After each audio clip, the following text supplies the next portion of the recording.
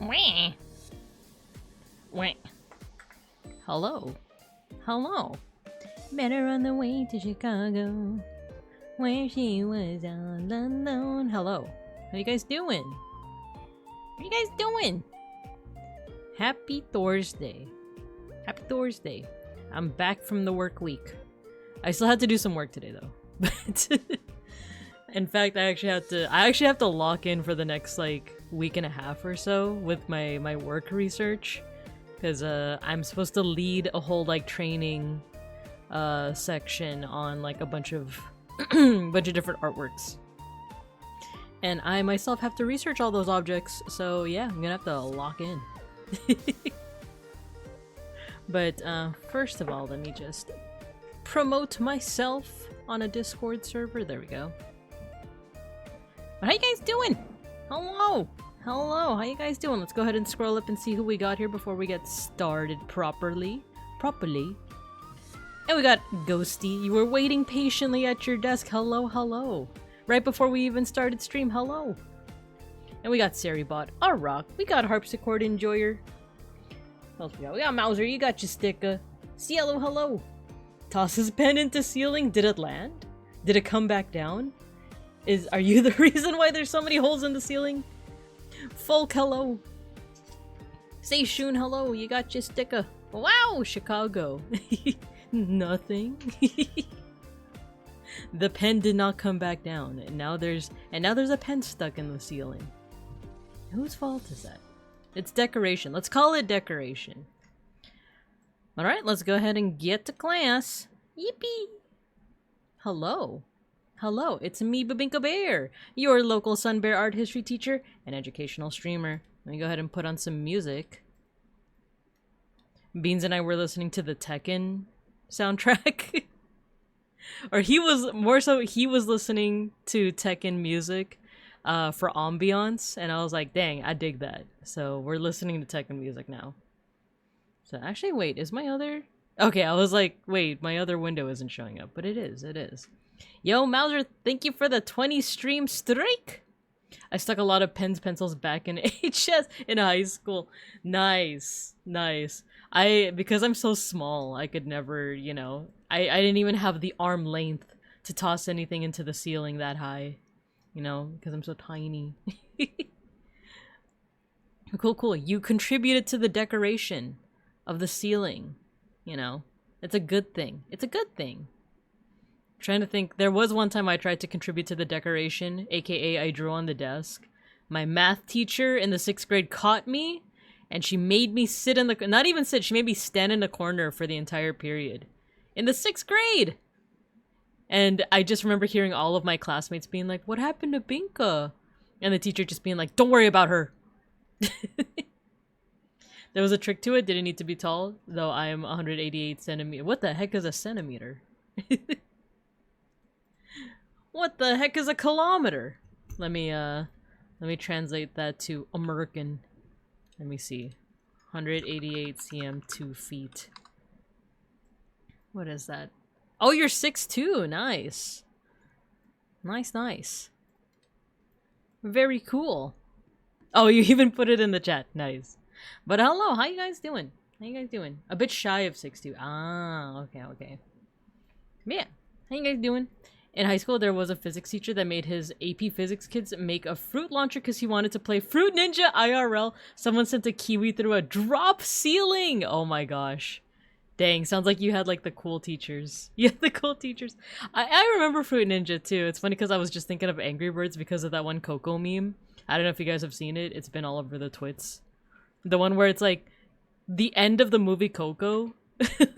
So I guess spoilers if you haven't seen it and you want to see it, but it's like the like he wanted you to have this, and then he like strums like the guitar, but then people insert their own songs into it, and someone did the Angry Birds theme. That one killed me for some reason. I don't know why, but it just like killed me, the Angry Birds theme. He made a potato cannon. I'll never forget the thoom sound. I know exactly what you mean. The teacher was cool. He just longboarded around the hallways, and he definitely did bring a katana to school to try and play IRL Fruit Ninja. Nice. You guys got the cool teachers. I think our entire history department in my high school, they were kind of they kind of held themselves like rock stars, and thus people kind of treated them like rock stars when really they were just like a bunch of like older white guys and one Cuban guy, I think. But they did kind of have the rock star vibes. You know, they were old. I just remember like one core memory I have with one of my history teachers. I think it was like 10th grade or something. I'll say his name is Mr. W. Mr. W. And like they, for some reason, a lot of our classes just had a lot of free time. I think the teachers just got tired of teaching after like 20 minutes, and they're like, just have free time. I don't care. So we had a lot of free time, and I remember being with my friend, and like I think by this point I graduated class of 09, so if I was in the 10th grade, this was 07, I want to say. So this was like 2007, and we were like talking to each other, but we were in proximity to Mr. W's desk. And we were talking about like, oh my gosh, can you believe that the 90s was like 10 years ago? Isn't that crazy? It's 2007, so it was like less than like 10 years ago, but it was like, wow, can you guys believe it? The 90s was just, it just feels like yesterday. And then Mr. W overheard us, and he's like, I still can't believe that the 70s was 30 years ago. And we were just kind of like, oh, haha. And now look at us. And now look at us millennials. Being like, wow, I can't believe the 90s was 30 years ago. So, yeah. Stop, I can feel myself aging. Yeah. Yep, look at me now. Now I'm the teacher that's like, oh man, can you imagine like if a bunch of like Gen Alphas were just like a bunch of Gen Alphas. Can you believe that the 2010s were just like 10 years ago? Isn't that crazy? And then me being like, can't believe the 90s were 30 years ago. What are you talking about? The PS3 is still pretty new. What do you mean? When you guys talk about retro consoles, you guys mean like the Sega Genesis, right? The PS3 is still pretty new. Me for real. Though honestly, it's also kind of a graphics thing. What do you mean? 2017 was like 3 years ago, right? Right? Gosh, it's weird to think that we're in the tail end of the 2020. Not the tail end, but like we're in the latter half of the 2020s. Child, I have socks older than you. Silencer, I will stuff you into one of them. That just reminds me of the Vine. Whenever you get mad, just put a quarter into your sock and soon you'll have a weapon to hit them with. Or is it like when your kids make you mad, just put a quarter in a sock and soon you'll have a weapon? And it just cuts out because it's a Vine. One of my favorites. Not that I would ever do so, but you know. But yeah, today is art appreciation, you guys. We're going to be appreciating some art. I do need to drink some more water, though, because I can already feel myself kind of straining my voice. I should speak from the diaphragm. Only updates that I have for you guys is that I got 4 new mosquito bites today within the span of 5 minutes. And it annoyed the heck out of me because I went to use the bathroom. I went to go use the forest. I was sitting down and I see something buzzing around and it's like, oh, it's a mosquito. It's a mosquito. I tried to like smack it and like clap and like, you know, catch it and stuff like that. But it eluded me, right?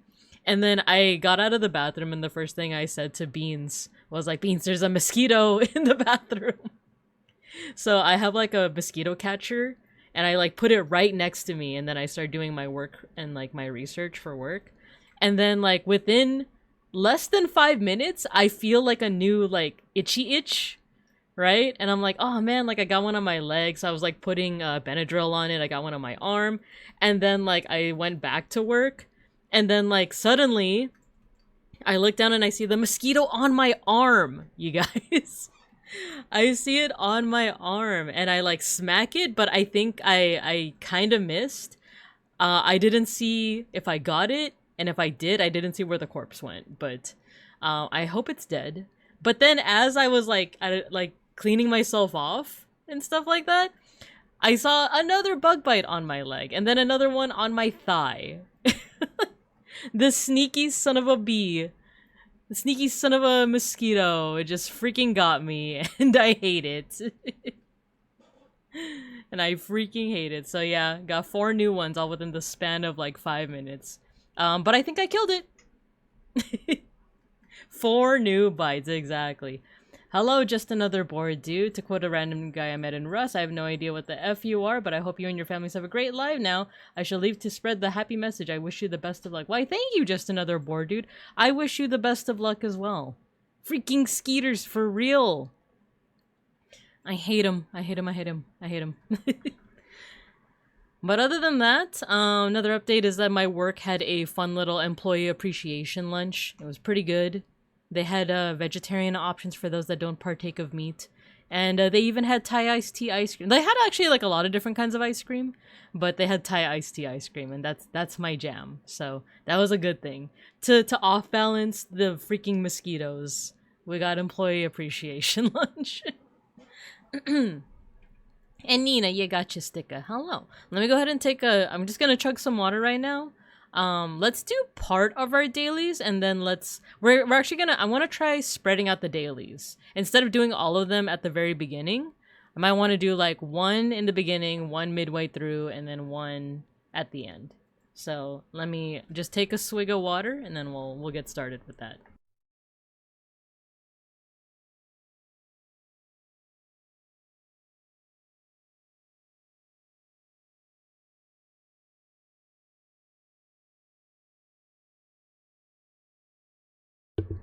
All right, let's start off with our first daily, which leads us actually really well into art appreciation, because it's daily hue for those that want to try it out. I should have a chat command that just goes over all of the dailies. We got daily hue and providing the link too, so that people can join in if they want. But this one is, you just got to decide what the color of this artwork is. So what is this? Red Hills and Bone. Oh wow. This is by Georgia O'Keeffe, and it has like, well, I don't know if these are fossils, but it's definitely, well, bone. Oh, cool. Georgia O'Keeffe is cool, and it's funny because like I only recently, like, she's been a famous artist for like several decades by now, but I kind of like didn't know that much about her until very recently, until like earlier this year, because that's when I started doing the decade studies. So, all right. I know she does a lot of work in New Mexico, and if this is red. Oh, an interesting thing about this is that sometimes there's going to be like kind of like weird artifacting at the edges, and you know you have the right answer. Hello, Mookie Sticks. Hello. You know you have the right answer if you no longer see that artifacting. So it's kind of cheating, but let's see if we can like guess the color. It's called Red Hill and Bone, so let's go ahead and go a little bit closer to red. Let's make it desaturated and maybe darker. No, lighter? Oh, maybe it's lighter. Okay. Let's make it a light color first. And let's try that out. 19! We're not even close.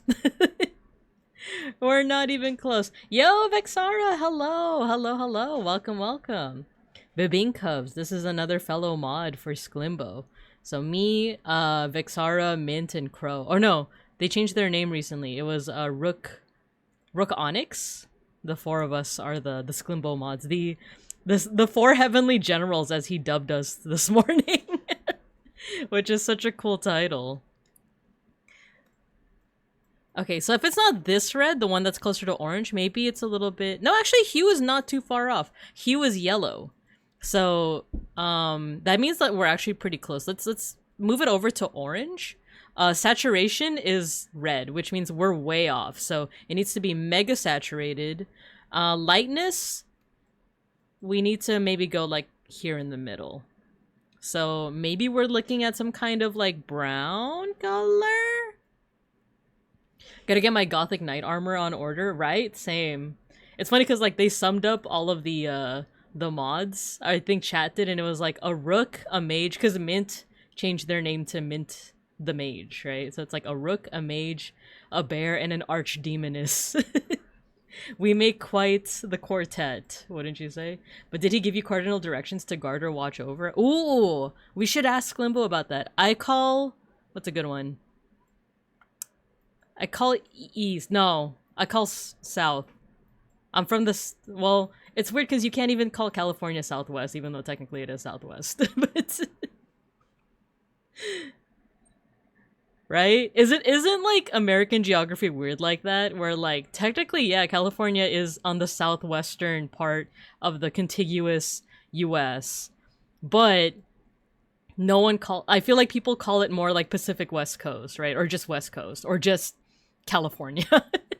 When you say Southwest, people are imagining like New Mexico, Arizona, Nevada, right?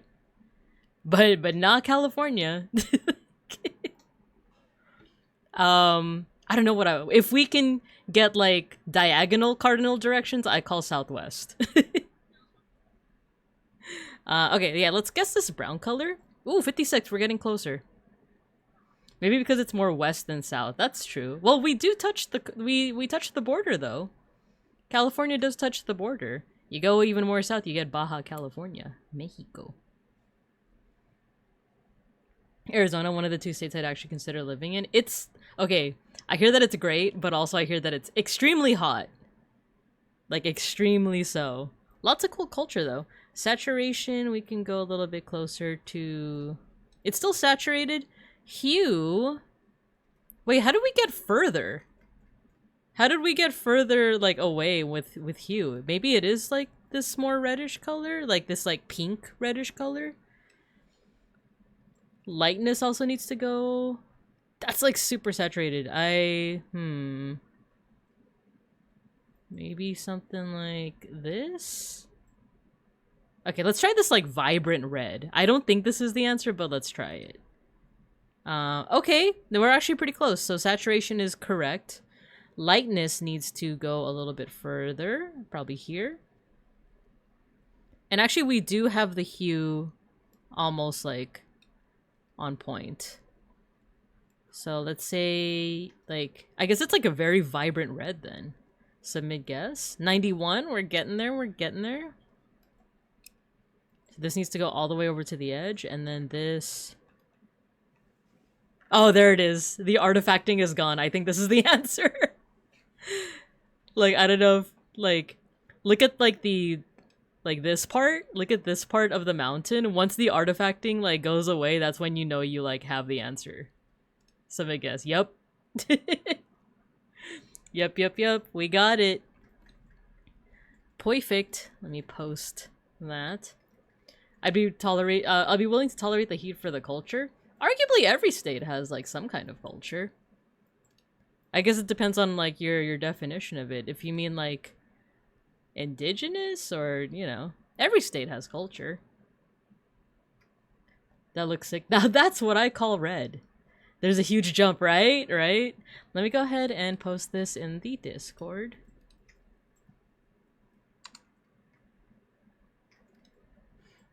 Alright, then let's get into it, shall we? So, we'll do our other dailies kind of midway through.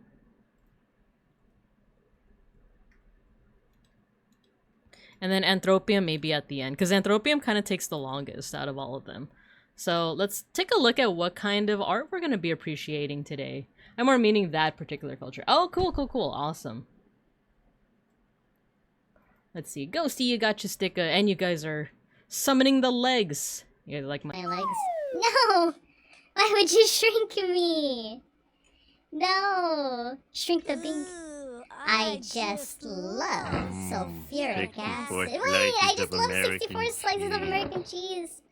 No, it's hitting the magnifying glass. This is injustice. Also, you got your sticker. You got your scratch and sniff a sticker. We got cats. We got cats. You pet the cats. Alright, we're... Oh no, I'm big! I'm big. Don't mind the mismatch of the legs. Don't mind it. I didn't forget the difference between love and eat. Not at all. Not at all. Oh, thank you for the pet. Thank you for the pet. Let's appreciate some art while I have this big deep voice. Let's see. So yeah, these are some of the artists that we're gonna be looking at today. Let me just... I think the teacher has a cold... No, this is my voice when you make me big. This is my voice when you make me big. Okay, now we're back to normal. Sorry, I'm just adjusting my second screen so that I can see the chat because I'm about to direct away. Alright, we actually have quite a bit of art to appreciate today. So this is all the stuff that I found in the art appreciation channel at the Discord. So, and some of these are just artists that I encountered during our decade studies and wanted to look a little bit more into them. So we're going to be looking at the work of Lyubov Popova. This is a Russian artist from the I think she was active around like the 1910s, 1920s. Maybe even like the early like 1900s. Oh, the pipes! The pipes are calling. So we have her art. She is kind of known for what's called constructivist art, which is, it goes into this like kind of like abstract geometric direction. Another artist that we encountered, yeah, it's water. You guys are so soluble. You'll have a fun little swim. Let's see. There's Lyubov Popova, and then this person. This is Marjorie Schick. I think we encountered her art when we were playing Daily Hue a while back. And I don't know anything about her at all. I just found this article that goes over some of the art she's made, and it feels very global cafe. What's the name of that aesthetic? Global Village Coffee House. For those that don't know that aesthetic, Global Village Coffee House. It has its own page on Wikipedia. I thought it was just on the aesthetics wiki. It's this aesthetic from like the 2000s that you would see in every like Panera Bread, every like cafe, certain albums, right? It's like this aesthetic.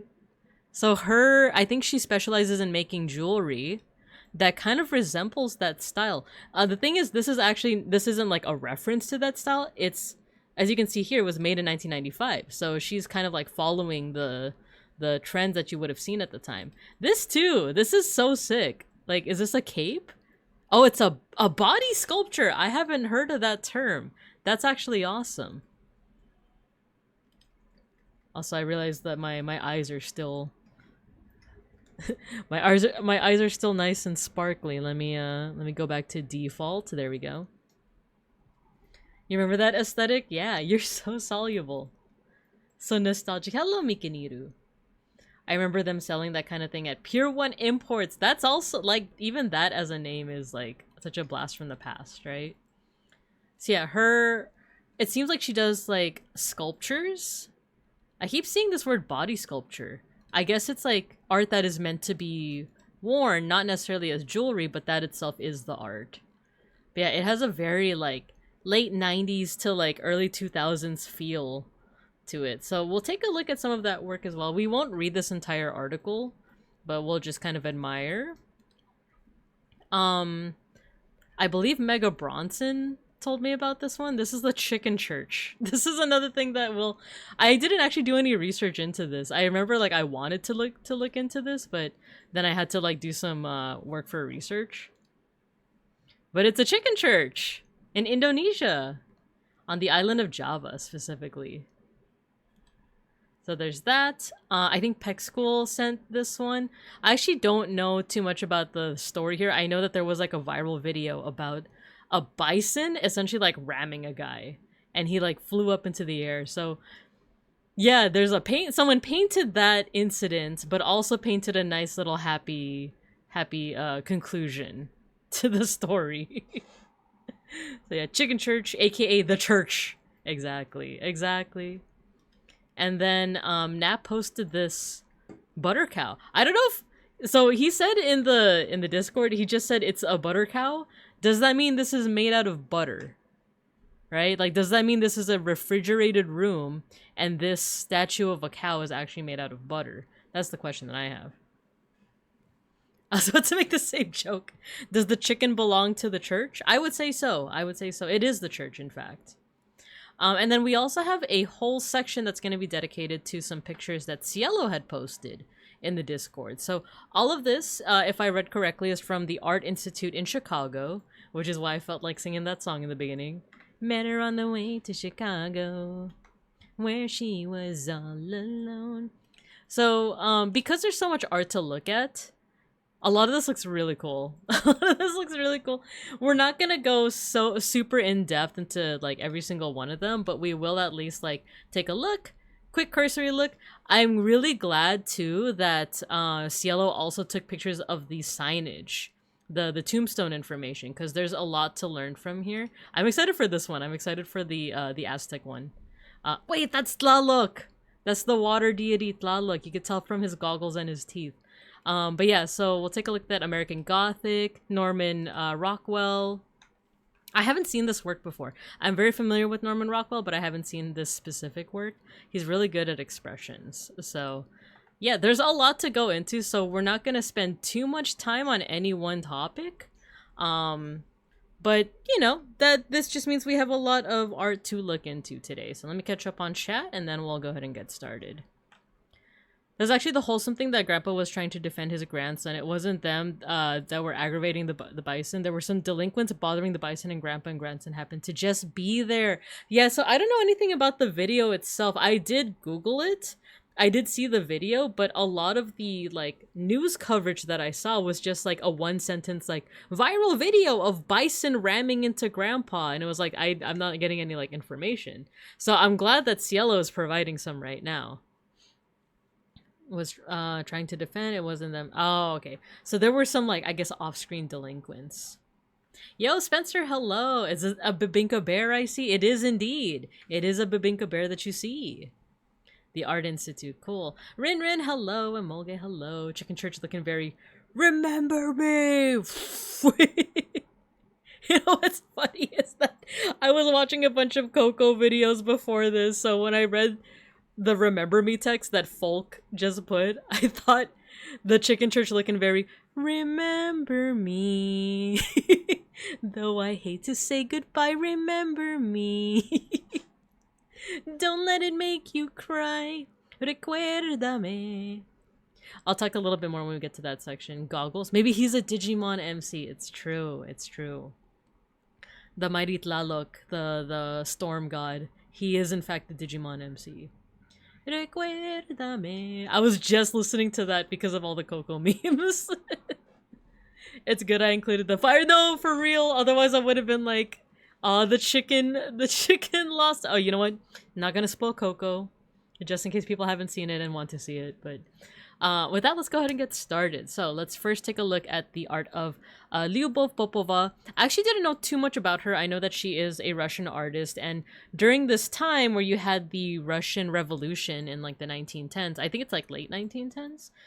For those unfamiliar with the Russian Revolution, this was when the people kind of overthrew the royal family. This is the Romanov family. If you watch the film Anastasia, it's basically that, but also technically Anastasia, as much as it's a fun movie, a very touching movie, it's technically Tsarist propaganda. Well, not propaganda, but like it does kind of like romanticize the Romanov family. They probably did have it that good, you know, but at the cost of the people. But then they were overthrown by the Bolshevik party, which in and of itself, as we've seen from history, was also not great, not perfect, but yeah. So she came about during like her artistry came about during this time when like there was a lot of change happening. You are not immune to propaganda. It's true, Mr. Pancakes. We are not immune to propaganda. Though I did like Anastasia. Cause you know, Once Upon a December, or oh my god, what's another song from Anastasia? Where is my Spotify?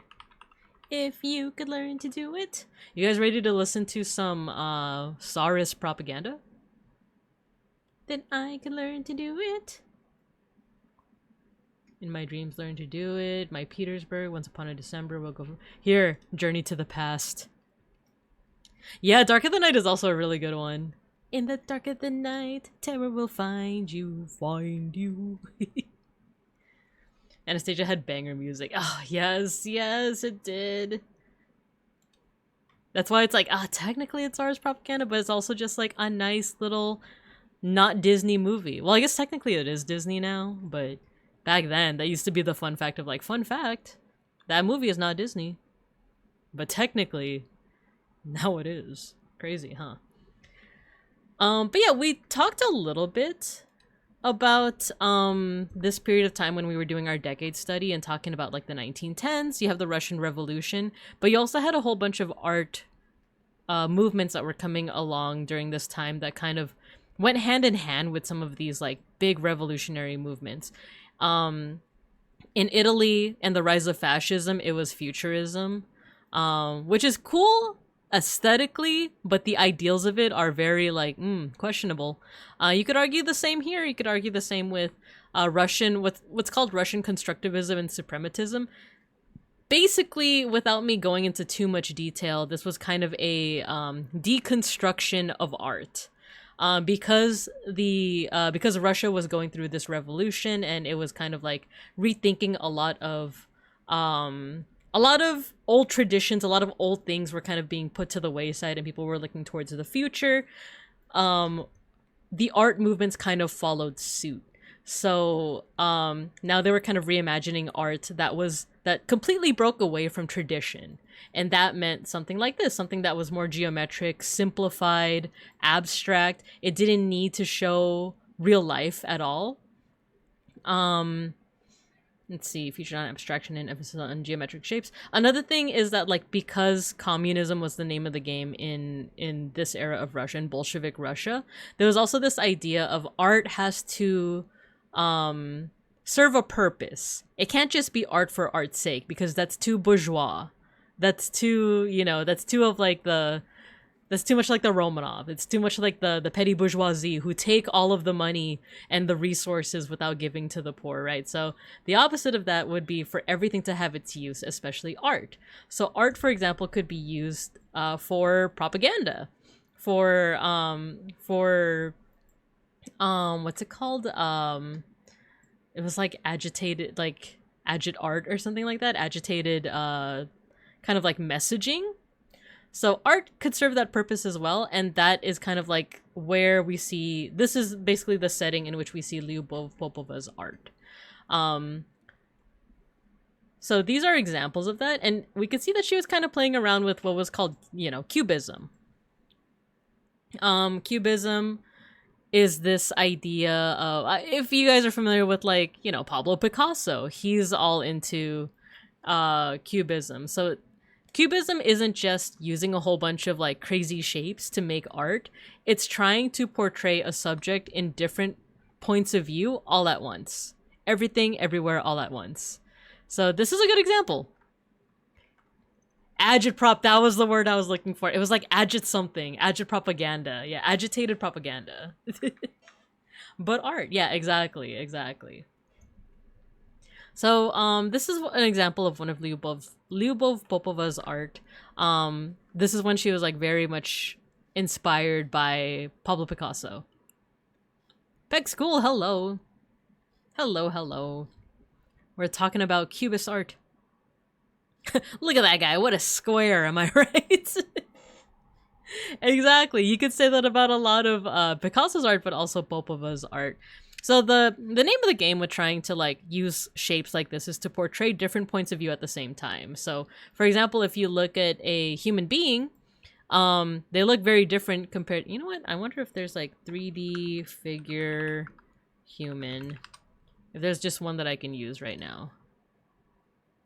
Here we go. Can I manipulate this? You know what? Maybe I should just use Sketchfab. Sketchfab. Come on. Here we go. Okay, so if you see a human being from the front, you see both their eyes, their nose, their mouth. But if you see them from the side, you only see one eye, and it's kind of like hooded by the eye, your eyelid. You see only like part of the nose. You see, like, this is what the profile looks like. This is what the frontal looks like. In Cubism, the what they wanted to do was portray different points of view at the same time. So here, some aspects kind of look like a figure in profile. Other times, it kind of looks like you're seeing something frontally. But then you see a little bit of hair here, so maybe you're also looking from the top. You know, so that's kind of what they were going for with this.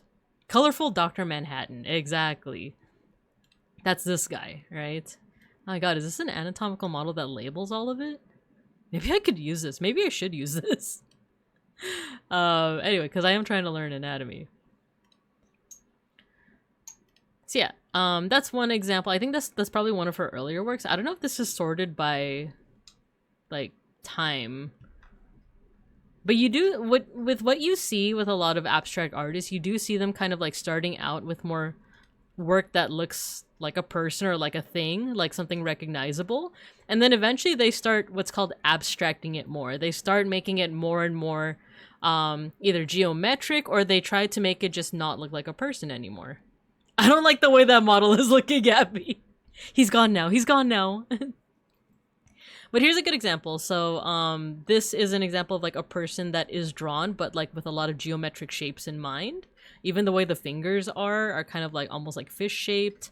The eyes are kind of like these half circles. The nose is very angular, but you can still tell that it's a person, right? Or it's supposed to portray a person. It even looks like they have like a garb on. It says here, designed for a puppet show, The Priest's Daughter, The Tale of the Priest and Balda. And this was 1920. And then you see occasionally they'll also like, they'll continue to abstract it more and more until you have something like this, The Portrait of the Philosopher. More and more until eventually there's nothing recognizable anymore. Like, if you want, you could interpret this as a person, but like for a lot of people, if you go up to someone on the street and be like, what do you see here? They'll be like, well, I see a lot of triangles, I see lots of colors, I see shapes, but I don't see anything that could be interpreted as, you know, a person or a landscape or anything like that, right? So here, this is completely abstract. This doesn't have any kind of like recognizable figure in it anymore. But I know there's lots of people that might not like this as an art style, but I think there is still some really cool features of it. Like, I like that you could see all the paint strokes. I like that you can see how this person tried to like transition from one color to the next. And even something like having these like really straight lines, right? Because this was another aspect of constructivism. Constructivism wasn't just making sure that art had a purpose. It was also this idea of constructing your art, a la why it's called constructivism. Now, what does that mean to construct your art? This is in a way kind of going hand in hand with later on in the like deeper into the 1920s, you're going to see the rise of what's called Dada art.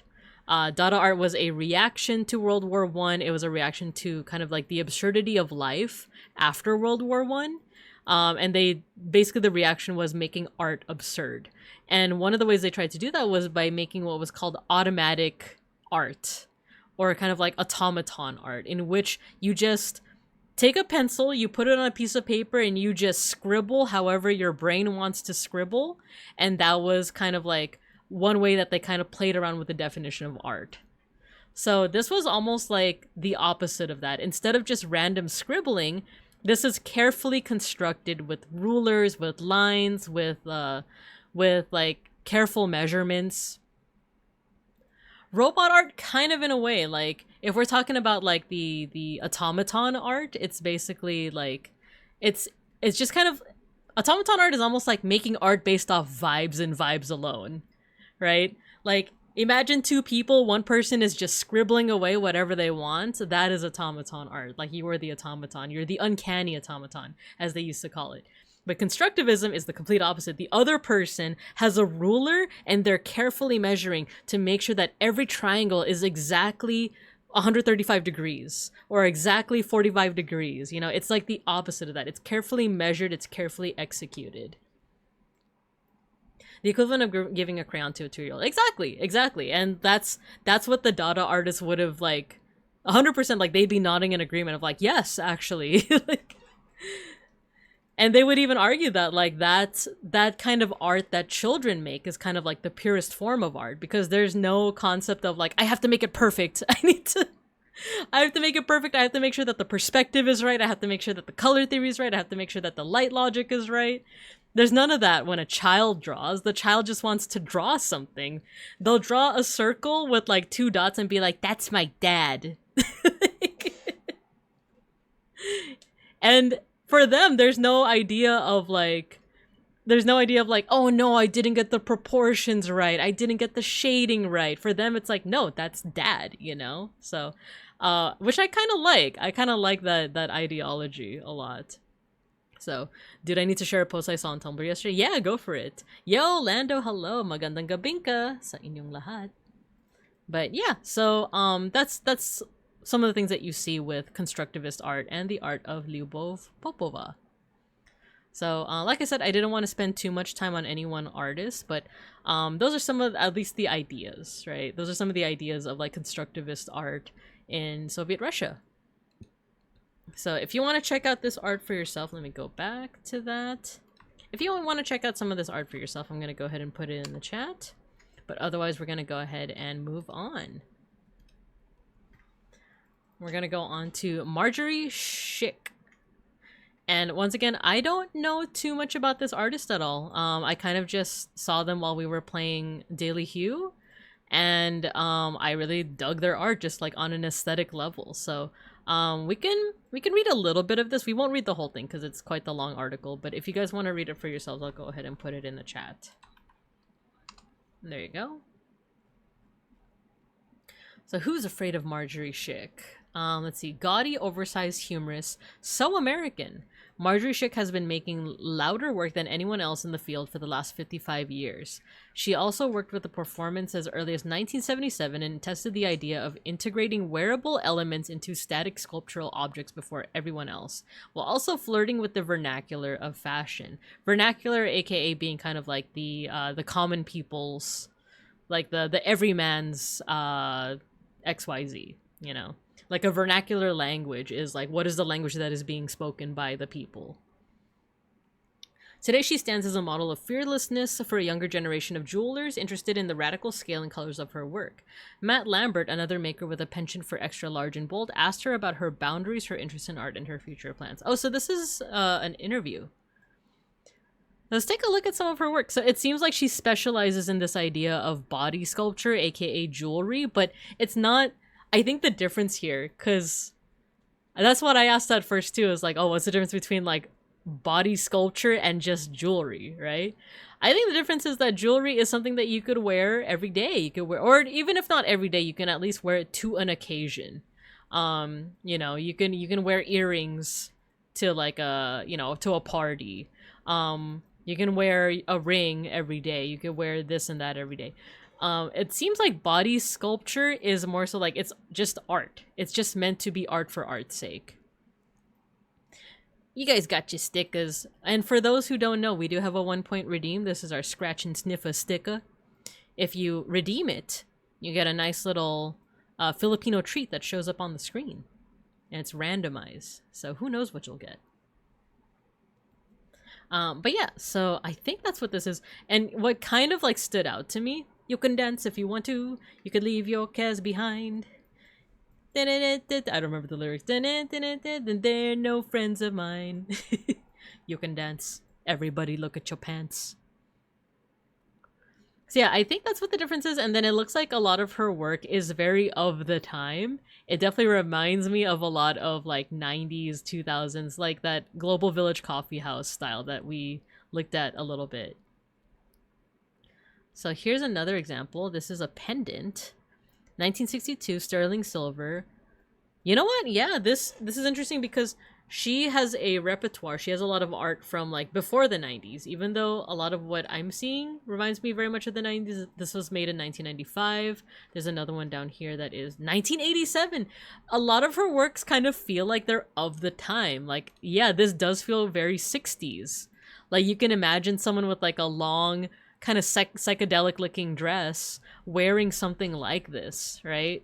There's something about like the organic, like rounded squares here, right? Feels very 60s. This was made in 1962. And then this also feels pretty 80s. And it was made in the 1980s. Like, it feels like if you distill the aesthetic of the time, you get the work of Marjorie Schick.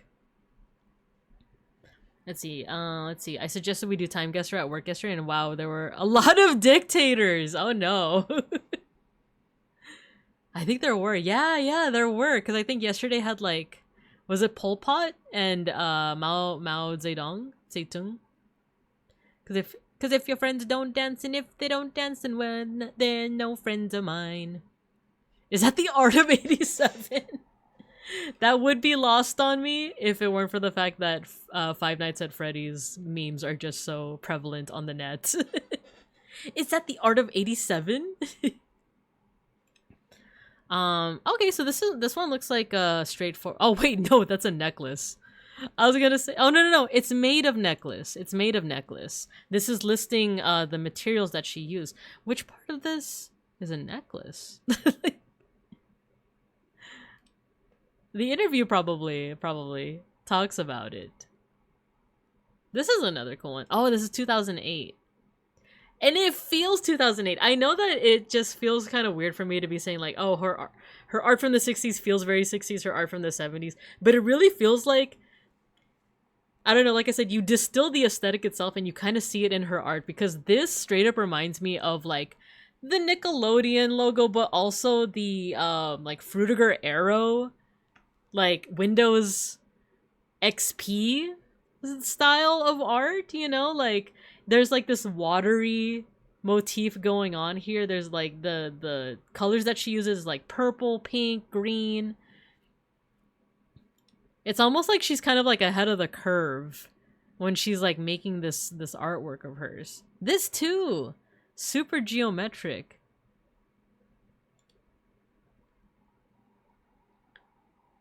That last one looked like Connects to me. What is Connects? Let me look this up. Connects toys. Oh, I see. I think my brother had some of this, though he played more so with like Lego and was it Lincoln Logs? But I remember this you could find at like I think some of my like guy friends used to have this. Two back now. Remember Connects? Oh, nice. So you guys both remember. Oh, this one reminds you of Connects. I could kind of see it. Let's see what else. Oh, here we go. We have someone actually like wearing it. This is Rainbow Riot necklace and wall relief. Necklace 2008 wood wax linen paint. So it's meant to be a necklace, but also wall relief. Interesting. She's wearing Connects, exactly. Well, this is even more so, right? Performance of choreographing the object, an evening of visual art and dance, Pittsburgh State University, Kansas. This is the 70s. This is 1977. Cool. And this is like the 70s are where you start seeing things like performance art become more prevalent as well. So that is what this looks like. It's kind of this like melding together of like performance with art. Arguably, because I think a lot of people would also just say that, like, isn't that just like a play exactly? Like, is essentially, wouldn't that just be theater? Which, yes, I think the point of things like performance art and stuff like this is to kind of blur the lines and kind of make you question, like, why does there need to be a line in the first place? Can't theater also be art? Can't movement also be art? Can't costuming also be considered art? I kind of vibe with that. That's all I'm going to see now when with this artist's work, which is cool because then you're kind of like drawing from familiar territory. progression. Oh, ongoing since 2002. A suite of necklaces, paper mache, wood paint. Oh, does that mean that she's like at... Wait, this is so sick. Can I zoom in on this? That's a cow. Here we go. Wait, does that mean she's adding to this every time? I think you can kind of see like how she made this. If this is like just a... Yeah, you know what? I think she just keeps on adding to this. This feels so like, I don't know, this makes me weirdly nostalgic. Like it's like looking at like at a Lisa Frank folder on your first day of like first grade or something like that. So this is paper mache. What I think this is I think it's cardboard. What is this? Wood. So I'm thinking she's taking a panel of wood. She's putting paste on it, and then she's just gluing like either color tissue paper or just color paper on top of it, which is making this like cool collage effect. And then she's just kind of like adding on to it, and she's making the square in the center rotate every so often. So now it makes this really cool effect of like looking into a twisting tunnel. That's pretty cool. Oh, this one's sick. This is 2011. So we're getting a lot from each decade with her. We're getting an art piece from each decade. And once again, it does feel pretty like 2011. It feels like kind of like, yeah, this is the beginning of 2011. So we're still seeing a lot of that like kind of Windows XP, Windows Vista-esque kind of stuff. So at this point, it is getting a little bit more like, this feels more like the decade before. But it's really cool. Like, how did she make this? Body sculpture, wood dyed monofilament. I'm not sure what that is. Filament as in like, what's called like string, essentially? Aluminum coils and paint. This is so cool. How did she make this? I think that's another fun question to ask when you're doing any kind of art appreciation is like, how did they make this? Yeah, hello, Matthew. Yeah, filament like threads of plastic, right? Maybe. Well, this is 2011. I don't know how long ago was 3D printing a thing, you know? Possibly. Depending on like when cuz I feel like a lot of things are kind of older than we think, right? She 3D printed them Johns. I think this is her. Oh, that's cool. She's wearing her own artwork. This is sick. This is so cool. Or this is chic, as they would say. Did it say what kind of filament? Dyed monofilament. We could look that up. What is dyed monofilament? The science behind dyed monofilament yarn. Oh, yarn. Can we get some pictures? Oh, I guess not. I need some pictures. I'm a visual learner. Oh yeah, it seems like, I guess it's just a kind of like thread or yarn. Okay. So then, does that mean that all of these little colorful parts are just painted, not just, but like basically it's painted wood, and what's connecting them is filament and coils. So it's knitting with fishing line that's been colored. Oh, interesting. That's pretty cool, because even the threads, it's hard to see, but the threads are also pretty colorful as well. Yo, this is sick. What is this? 2008. Spiraling over the line. Another body sculpture. Whoa. Canvas, wood, paint. Oh, cool. That's so sick. Because then it makes you wonder, like, okay, is this like kind of like it looks like it folds, but I think that's just painted on. So this might actually just be like a big solid piece of wood, right? That is like, you know, perfectly sculpted in a way that like the person can wear it. But it does have the illusion that it's almost like an accordion, right? That you could like stretch it. But I don't know, it kind of looks like it's just painted on. I'm not 100% sure. Hanging when open. That's so cool. Ooh, what is this? A bracelet! The E-bracelet. How would you wear this? Maybe you put your hole in, or not your hole in, you put your hand in through this hole. No one's putting their hole anywhere. I guess you put your hand in through this, right? Through this opening. Interesting, interesting. Dang, her work is awesome. Whoa! 2014? Dude, this looks like something that people would accuse of being AI generated if it weren't for the fact that this was like 2014. Nah, this is legit. This is actually legit. But I can imagine people looking at this. I think it's because of like the shading within the spirals that people would be like, oh, is this AI generated? You know? But nah, this is legit. This is cool. Spinning circles, a wall relief shirt with detachable necktie, wood, paper mache, nickel silver paint. Oh, this is so cool. This is so cool. I just am really digging her use of color. I think overall through everything, because she's definitely kind of using like the 3D aspect of everything. Like all of it is wearable. All of it is like meant to be seen with like either the human body in some way.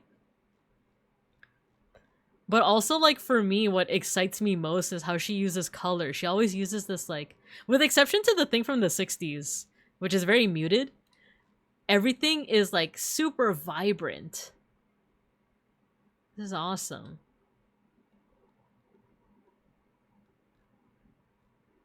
Alright, well, we'll read one more part of this interview, and then I think we'll move on. Your work is aggressive and bold. Does scale explain that? Toward what or where is this aggression directed? Why are you asking a woman about, like, I don't know why it's like trying to paint this picture of like, are you mad? Okay, so far she's got a good response too. Large bodywork isn't necessarily aggressive by virtue of its scale. Arlene Fish and Flora Book, I actually don't know who those two are, but they might be worth checking out, have both built forms that cover a large part of the body yet flow gracefully and elegantly when it moves. Aggression in one's work comes more from the nature of the shapes, possibly the colors and even the materials, as well as the intent. You mad, bro? Exactly. It's like, why are you asking that, dude? Thank you for the lurk, Spencer. We do have an ad break coming up, so I'm just going to finish this paragraph and then we'll go ahead and go to a break. I want my work to affect both the wearer and the viewer. This boldness requires the wearer of a large piece to relearn how to move and experience space. Making my work aggressive is about jarring someone in terms of ideas of wearing large-scale art or giving an aesthetic jolt to of how the work appears on the body and works with or against it. If there's aggression in my work, it's manifested in providing an awakening about wearable art. Ah, so it sounds like she's saying, I'm not mad. It's about how you read it. Just because it's big doesn't mean it's aggressive. So I love that. I dig that. But yeah, that is the work of Marjorie Schick. Very awesome. I'm a fan. We do have an ad break coming up though. We have an ad break. So I'll see you guys in a couple of minutes. Have a good ad break.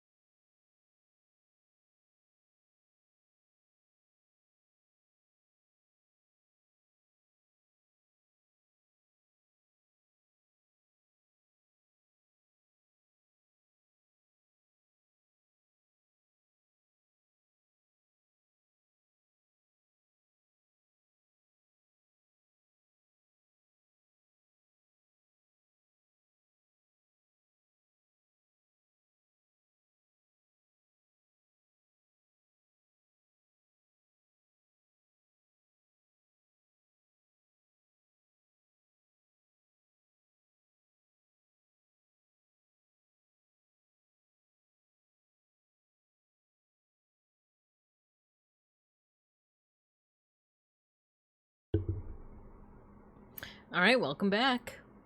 Welcome back. Summer is back along with Chipotle honey chicken. It's true. It's true. Though also, it does feel like summer's ending so quick. School's back in session for a whole bunch of different school districts in my area. So it's like, what happened to the summer break? I still have a little bit of a summer break until like September, but... Hweh. But yeah, okay, welcome back. We just finished talking about Marjorie Schick and her very awesome art. Summer came in 1 week of heatwave and left immediately. Dang, I think wherever you're living is pretty good then, because our heat wave is still going. And it's definitely been more than a week. I think it's been for the last like 3 weeks. We've had temperatures at least in like the 90s. Luckily I don't think it's gotten into triple digits yet, but it's just been consistently hot for like the past like month essentially. So I am kind of looking forward to when it finally cools down. The only thing is that because of climate change, I do feel like our summer weather is going to continue on into like Halloween essentially, because I remember Halloween being cold. I remember for one, like there was 1 year my costume was Robin from Batman because I was really into like the 4 Robins at the time. This was like 2010s. Went to a party and it was cold. And I remember because, you know, I was wearing leggings for my Robin outfit and I was like happy that I had leggings on. Whereas like nowadays I feel like you would have to be like, what is it, like Adam West Batman's like the Robin that was there for the 1970s like Adam West Batman, you know, the one with like the silly little like boxer briefs essentially. You'd have to go like bare-legged in order to like survive in the current, you know, California weather in October. Hot the whole world over, exactly. I'm to the north of you, like way north but not Canada. Ah, I see. Nice weather. Very much nice weather. Time to shift from the Anthropocene to the next Carboniferous period. That means bigger bugs.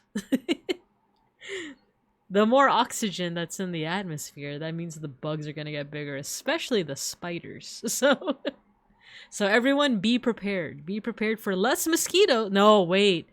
Bigger mosquitoes. No! But hopefully bigger spiders to get them. They might still be terrifying, the spiders, but let's hope they're on our side. We should get in their good graces now. That daddy long legs that's in your bathtub, don't kill it. Don't kill it. Just let him chill there. And once the next Carboniferous period starts, maybe we'll get some good stuff. Alright, let's go ahead and move on. Let's see. Actually, we could also continue our dailies. Let me exit out of these two. Or maybe... You know what? I'm gonna finish up...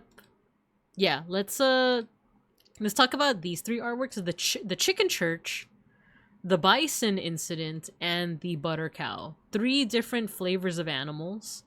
Let's talk about that. We're gonna continue doing our dailies with Time Guesser, and then we're gonna continue on with talking about the art of the Chicago Institute.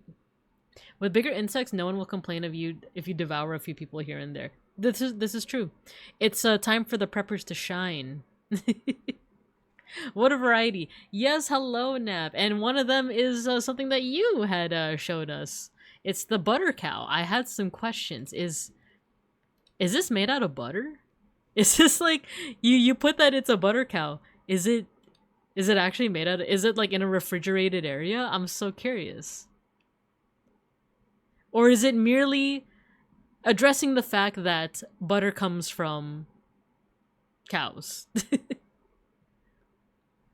Butter cow is cool, but let's talk about the butter dog. You put the dog on the butter. Got that dog in me. But yeah, let's talk about the Chicken Church. Once again, I didn't do any research beforehand on the Chicken Church. I wanted to, but I just kind of forgot. But on the island of Java, there is a Chicken Church. Let's go ahead and look this up in real time. Hopefully nothing bad will happen if we do that. Chicken Church. Not church is chicken. Indonesia, Java. What can we find from this? Gereja Ayam or Gereja Ayam. Indonesian for chicken church. Okay, let's do dark mode. I like dark mode.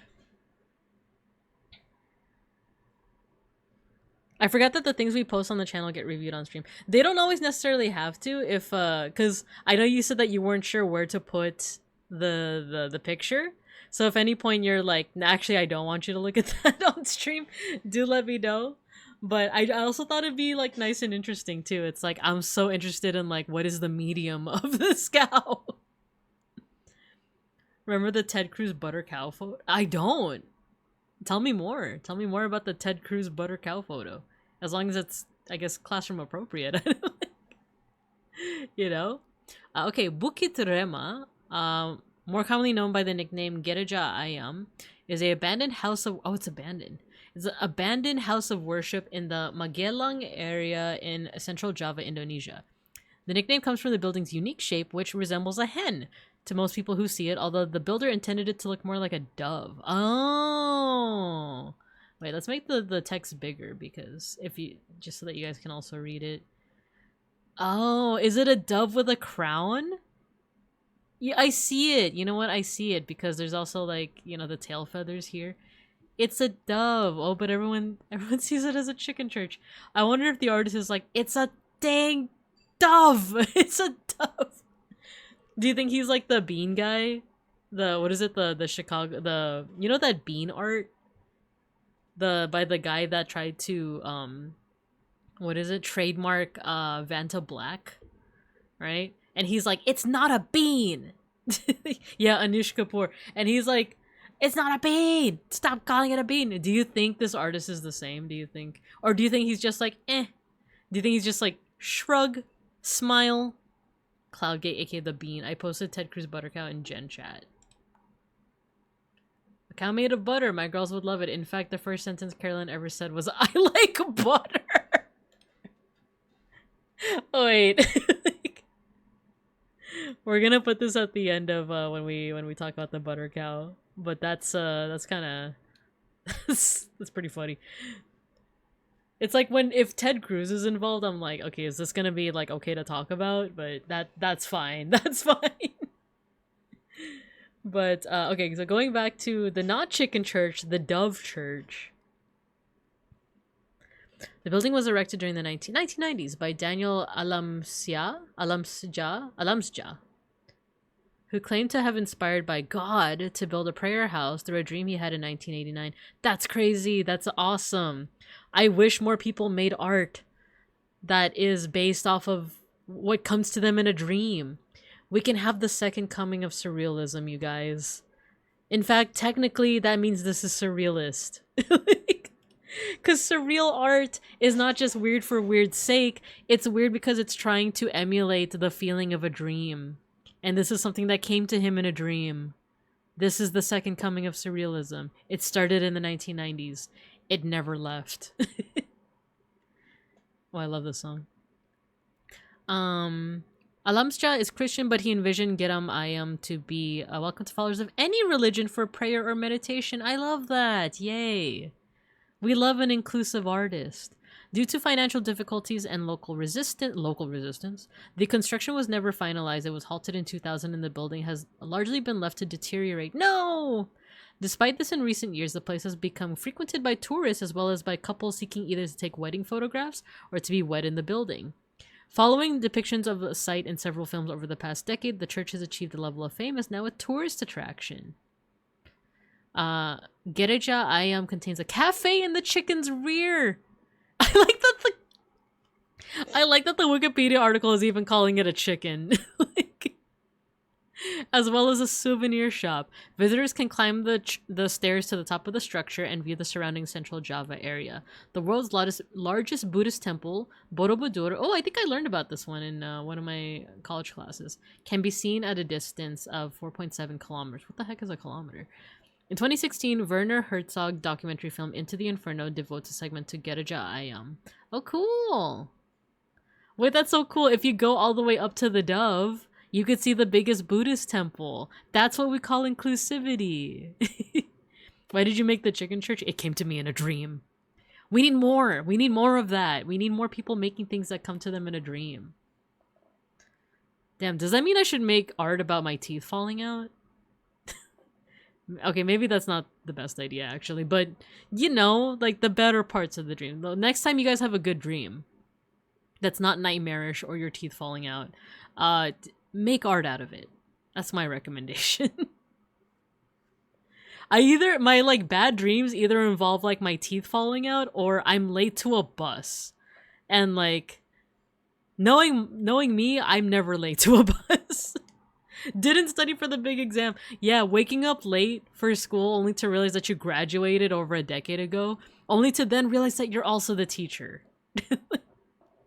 Guess it's time to make art of my Osha giving me a lap pillow. There you go. There you go. See? Live your dream. Don't let your dreams just be dreams. Make them art. Here we go. That's your Binka tip for the day. But yeah, so art-wise... Oh, is this nothing but the best? I guess, is this what it looks like right now? It does look a little bit different. Yeah, this is like, I guess, when it was pristine. I wonder if people are like keeping up with it. Like they're like maintaining it. This is July 2024. Okay. So that means occasionally it gets cleaned because this was completed in like 2000. So, let's see. I don't know if this picture is like, this was posted in 2026, but I don't know if this picture is from 2026. Okay, apparently it's not abandoned anymore, and it might be a dove. I love this comment here. Oh, and there's the tourists. Yeah, I'm hoping that people are like maintaining it, you know, that they're like cleaning it as well. I'm not much of like I can't comment too much on architecture unless it's Gothic, but pretty cool, you know. I wonder what the material is. Chicken church. Oh, here, it's incredible, better than you can imagine. Oh, this family visited. Oh, that's cute. I like that there's like a angel statue over here. It's just very whimsical.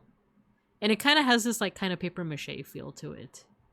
I love that it got fixed up. Me too. Local people have put in a massive effort and it's glorious. Okay, cool. So that means that the locals are kind of like managing it and maintaining it, which I love that. I love that. I have nightmares where I have to get to class and I have to take the final for the class, but I never showed up to the class, so I fail. I've been having those dreams too, but it's like me in high school, and it's like, dog, that was like almost 20 years ago at this, almost 20 years ago. I think it's like 17 years ago. It's like, what do you mean? Why am I dreaming about high school? Like, why am I dreaming about high school? Like, I'm not even one of those people that peaked in high school. Like, not being able to fight back or run are commons in my nightmares. Oh, dang. Mine are high school too. Like, what the heck? Right? Like, I had happier times in, like, college. Why am I not dreaming about college, you know? Yeah, man. And it's funny because, like, I'm not usually one to be like, oh, do some dream interpretation, but, you know, worth a shot. Like, worth a shot.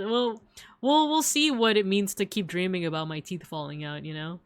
Which is funny because I did actually chip a tooth earlier this week. I wasn't sure whether to talk about it or not, but like when I was eating breakfast on like Monday morning, I chipped one of my back teeth. And I was like, no freaking way. like, ain't no freaking way. Are you okay? Yeah, I'm fine. I actually visited the dentist the day after.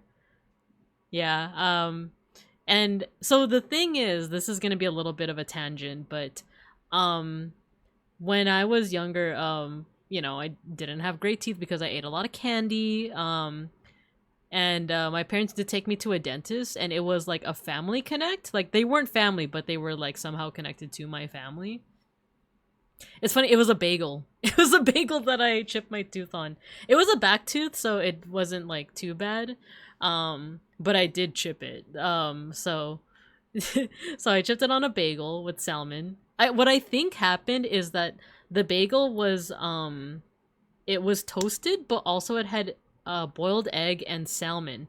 And a part of me thinks that maybe the salmon had like bone in it. I might have like bit down on a bone, and I think that's what happened. Mean back tooth are worse.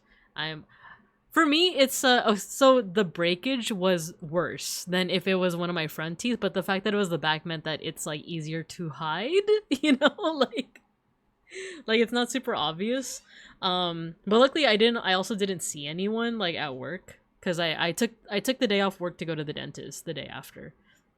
But the story that I was gonna tell is basically that like my parents took me to a dentist and they of course, because I ate a lot of candy, I had a fair amount of cavities. So the dentist at the time had chosen to use metal fillings.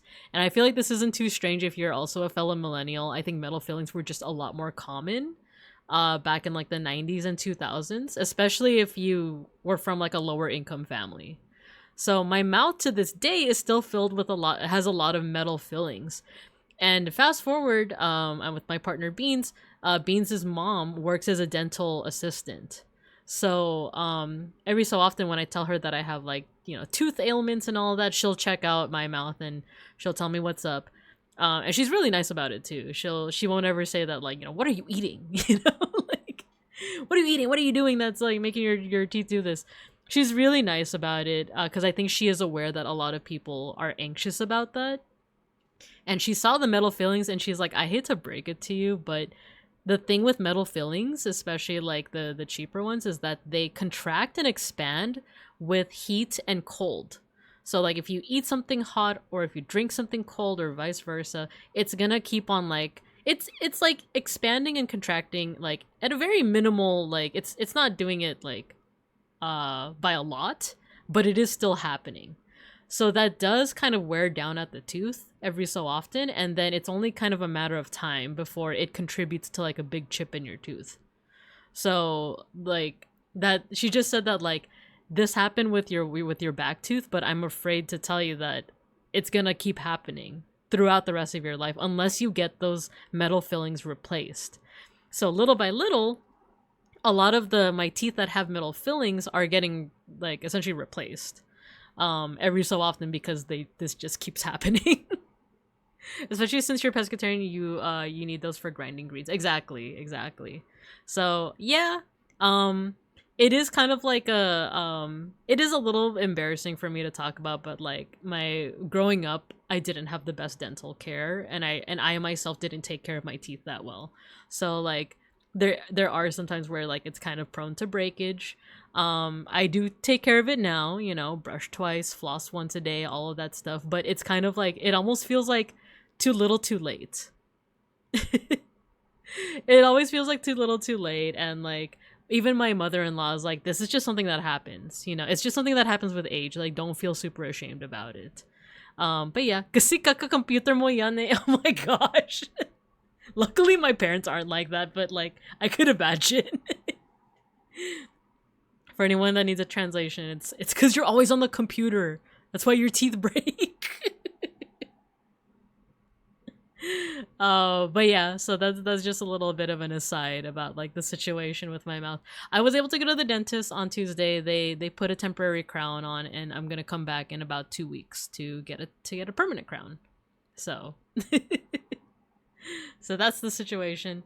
And it's funny because like even if I tell my parents what happened to my teeth, they'll just be like, well, at least you don't have dentures. Because I've also shared a little bit about this lore too. My parents used to partake in pretty heavy drug use. So a lot of their teeth are not there anymore, but they wear dentures. So no one is any wiser to it.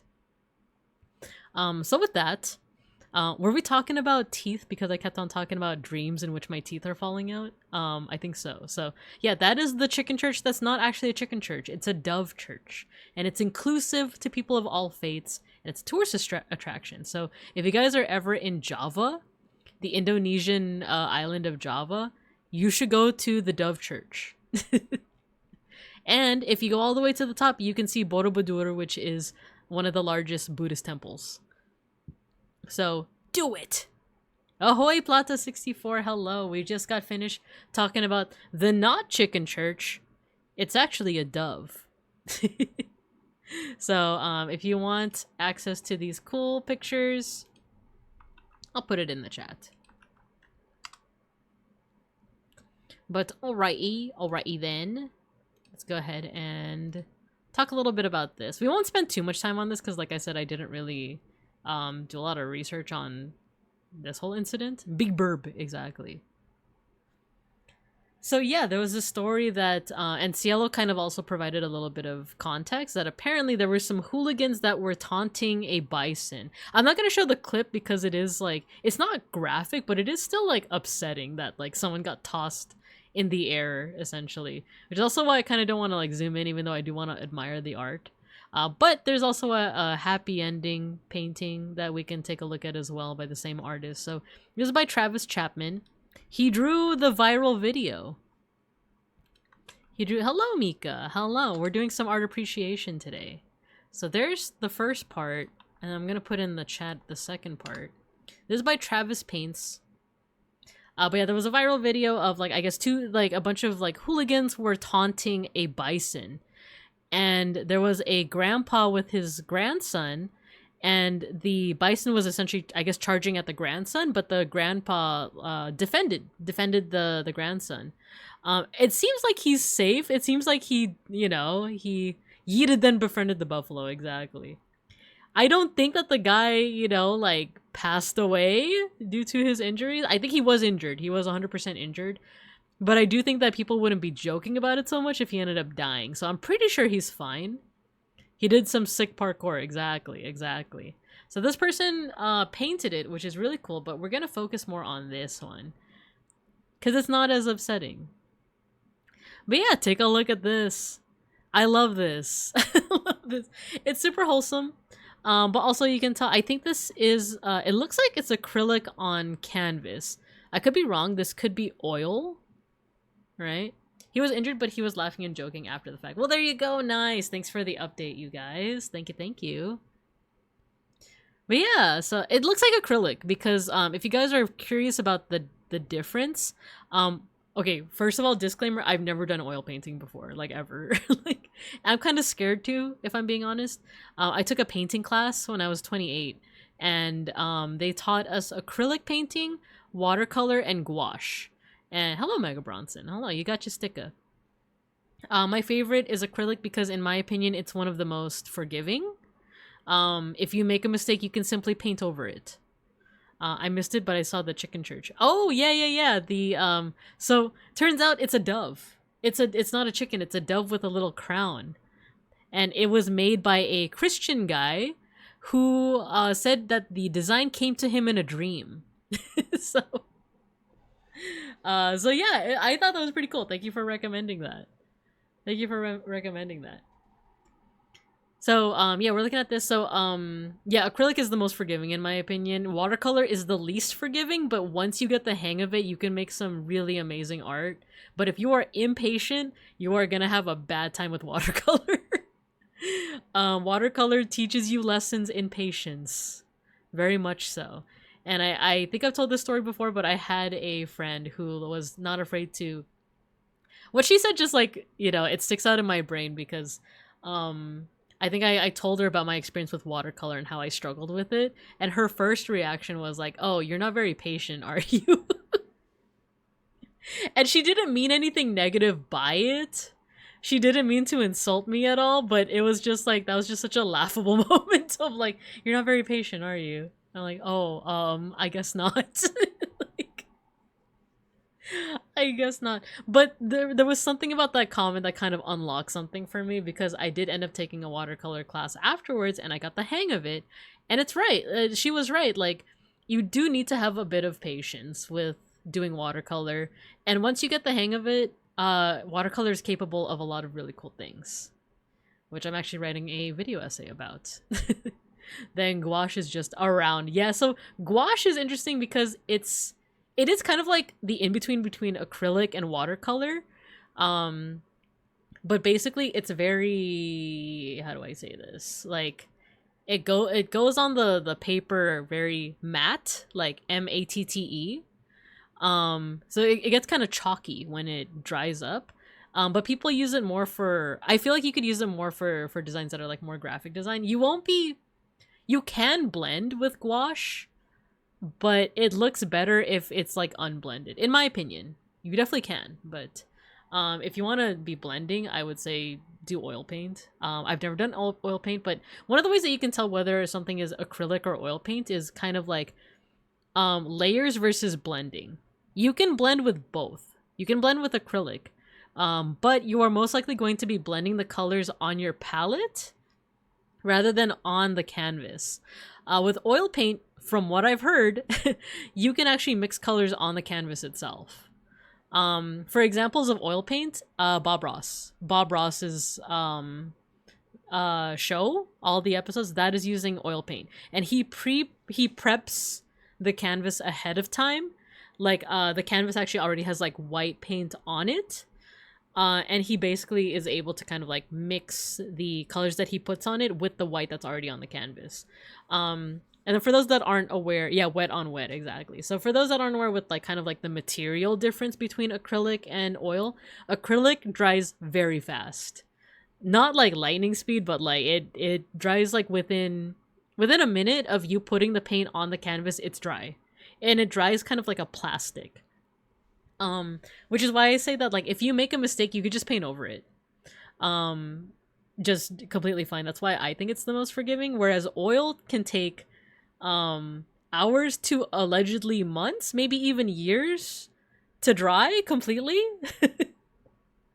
So that's why you can actually mix colors on the canvas itself, because you put paint on that canvas and it's still wet. It's still gonna be wet for a while, so you can then like mix colors on the canvas itself. Whereas with acrylic, you're mixing it on your palette or on your like wet palette, and then you're applying the paint onto the canvas and then it dries. Yeah, I think you're right, Plata. I think it depends on how thick they painted. Yeah, so once again, I've never done oil paint, so it just makes sense that if you like lay it on really thick, then yeah, it would probably take like months to years to dry. Whereas like if you're doing really thin layers, then probably yeah, it would dry within what, like a couple hours or so? But yeah, so with all that in mind, this looks like that's good, you'll live longer. Exactly. That's what I hear too, is that to rinse off the oil paint, you do have to use like what's the thing that causes the fumes? Well, paint was way out of my price range for my school's art class. I think that was the same. I think that was the same for my college as well, because I took this painting class in community college because it was cheaper that way. Yeah, turpentine. There we go. The turpentine. I think it gives off fumes that are not good for you, right? Mineral spirits. Yeah. So I think that's what Matthew means by that. So if we zoom in on this, you can still kind of see the canvas on the underside over here, but it does look like it's layered over rather than blended on the page itself. I could be wrong, right? But I don't know. It just looks to me that it's acrylic. I love the expressions, and then the fact that you can kind of see the canvas underneath does lend itself well to like good textures. So for example, you can see kind of like the underlying canvas like in the areas where it's supposed to be white. This is kind of a trick that you also see in like watercolor. But it also looks like they paint in some of those light colors too. I love that. I love the expression on the bison as well. There's like the little like a slight curve to the lip. Right, gives it a lot of character. And it's kind of hard to anthropomorphize certain animals, right? But it looks like they didn't try to like anthropomorphize it too much. They just kind of like put a little bit of a curve in the eye to make it look like he's smiling, right? I like the little hoof over the shoulder. That's so cute. But very nice. And then another cool thing is that you can kind of see, oh, I don't have a side scroller, but you can kind of see that like they aren't trying to get these like perfect like pine trees in the back. They're kind of just letting their brush play around, kind of like a Bob Ross episode, honestly. So it doesn't need to be super exact, right? But yeah, let's go ahead and move on. Speaking of bison, we have a relative of the bison over here. We have the butter cow. This was put in art appreciation by Nap. I'm not sure where this is, where the butter cow is from. Is this the same butter cow? Like in Ted Cruz's post, is this the same one? The butter cow. Wow, a cow made out of butter. My girls would love it. In fact, the first sentence Carolyn ever said was, "I like butter." That's like oddly wholesome coming from Ted Cruz, you know? It's in Texas. I see. Is it one of the state fair cows? I'm actually not 100% sure. Let me see here. Yeah, Nat posted it. The American icon, the butter cow. So then, does that mean, is this like refrigerated? Is this like being displayed in like a refrigerated place? Because otherwise the butter would like melt, right? And if that's the case, we had to talk about like what does it take to carve something out of butter, right? Butter. I think it is. They carve them in cold rooms. Ah, so I guess like there would be similarities then to like ice sculpture, right? This does look like it's made out of butter. It does, like the texture kind of does look like it's made out of butter. The Simpsons did one of these too, I think. Pretty sure Bart started to eat it. What was the name of that, like, in the 2000s? Excuse me. In the 2000s to, like, the 2010s, there was this, celebrity who, like, she was famous for just cooking with a lot of butter. Do you guys remember? What was her name? I feel like she had her own thing on, like, the Food Channel. Or the Food Network.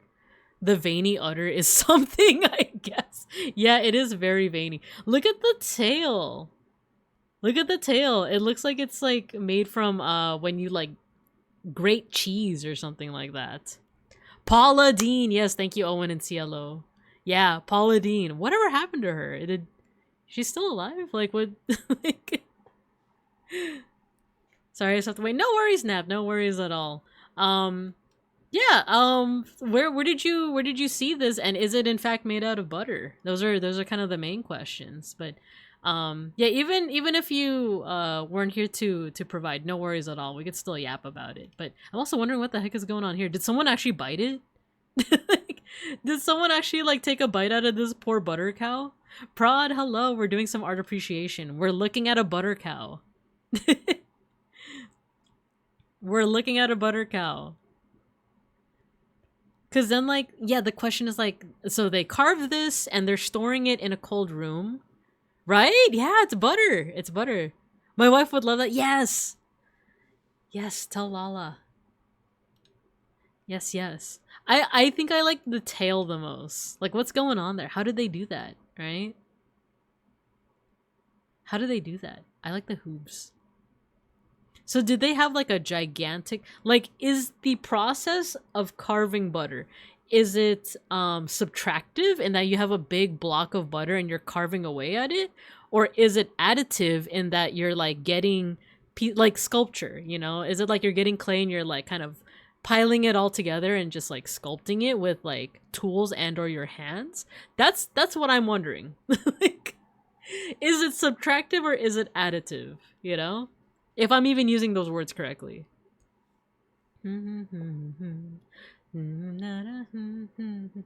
Let's see. She made some off-color racial comments. I can't say I'm surprised with Paula Dean. I can't say I'm too surprised. It's a museum exhibit that was all about art from state fairs. Oh, cool! Yeah, cow made of butter. Hello, Dove Beetle. Incredible, right? Makes me think of fried butter. They flash freeze it, then coat it, then deep fry it. That reminds me of fried ice cream. Have you guys ever had fried ice cream? It is possible. I've had it before. It was at a Mexican restaurant. It was for my birthday. I think I was in my 20s or so. It was amazing. I don't know how they did it, but they did it. They deep fried ice cream. So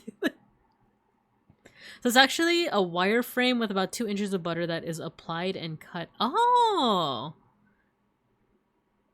Oh, cool. Hi everyone, good day today. Yeah, good day. Let's see, wait, let me see if I understand it. So a wire frame with about 2 inches of butter that is applied and cut. Oh, wow. So it's kind of like assembled.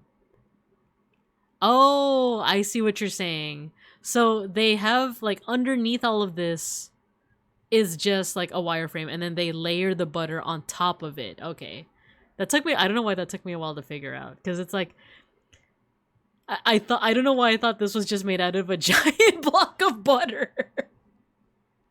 Yeah, like paper mache, but butter. Yeah. Like, thinking about it, that would be like such an opulent use of butter. Like, I know, like, it wouldn't be used to feed starving children on the streets of LA or anything like that, but like, But then it's like, yeah, I guess it would make sense that they didn't just use a gigantic block of butter. Yeah, a metal skeleton, exactly. I thought the same thing before I saw it in person. Okay, cool. That makes me feel a little better about myself. Where it's like, oh, surely that's made out of a giant block of butter. I think, even though I didn't watch a lot of SpongeBob growing up, I'm imagining it like the, you know, when he gets that like block of, was it like stone? And then he just like, dink! And then it makes the sculpture. You think there's like a butter whisperer out there that just like has a block of butter? They just, you know, they just dink! And it makes a cow. I mean, it is America. This is state fair worthy in its own decadence. Yeah. I'd say it's an optimal use of butter. You carve it away by licking at it. Oh, why does that remind me of like a Survivor episode? Very basic wireframe and they carve out all the details, which is still impressive enough because look at like all the details too with like, they got the curvature of the eye, they got veins that are going from the eye to like the nose, right? I don't know what is happening over here. I don't like, I'm so curious what's happening like here, you know, like did someone bite it? Or is that just like the natural anatomy of a cow that I was never aware of? Like have you guys ever seen those videos of like, in order to relieve gas inside the cows, they'll like stick them with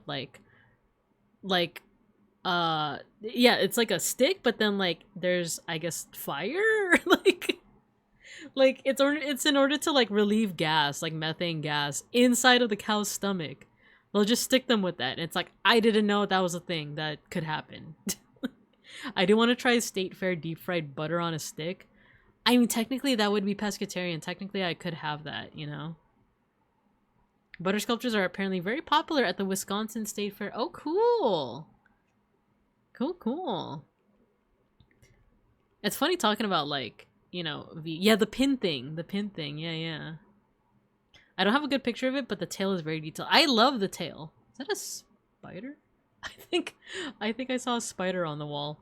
Hopefully it's just a spider and not a mosquito, but I saw something like crawling out of the corner of my eye.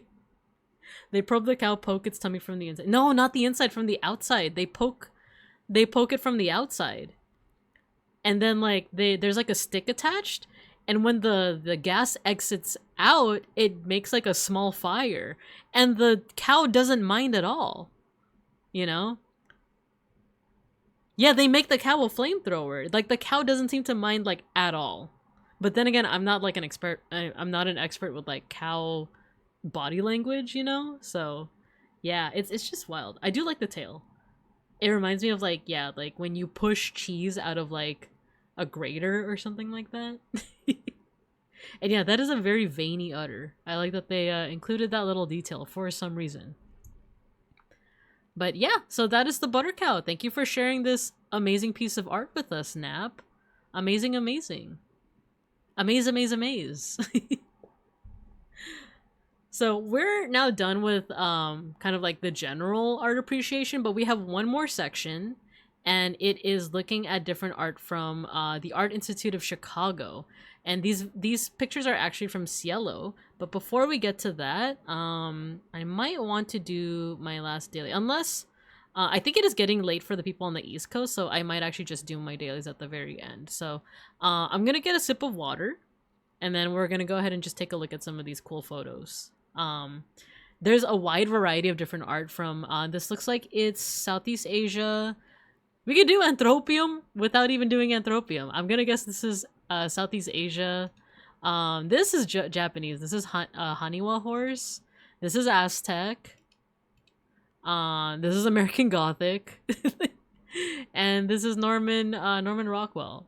I keep wanting to say Norman Reedus. Not him. Being amazed at the udder veins in the same vein as gotcha artist drawing boob veins. I mean, it's a rarity, isn't it? All right, let me get a sip of water, and then we'll get to looking at these pictures.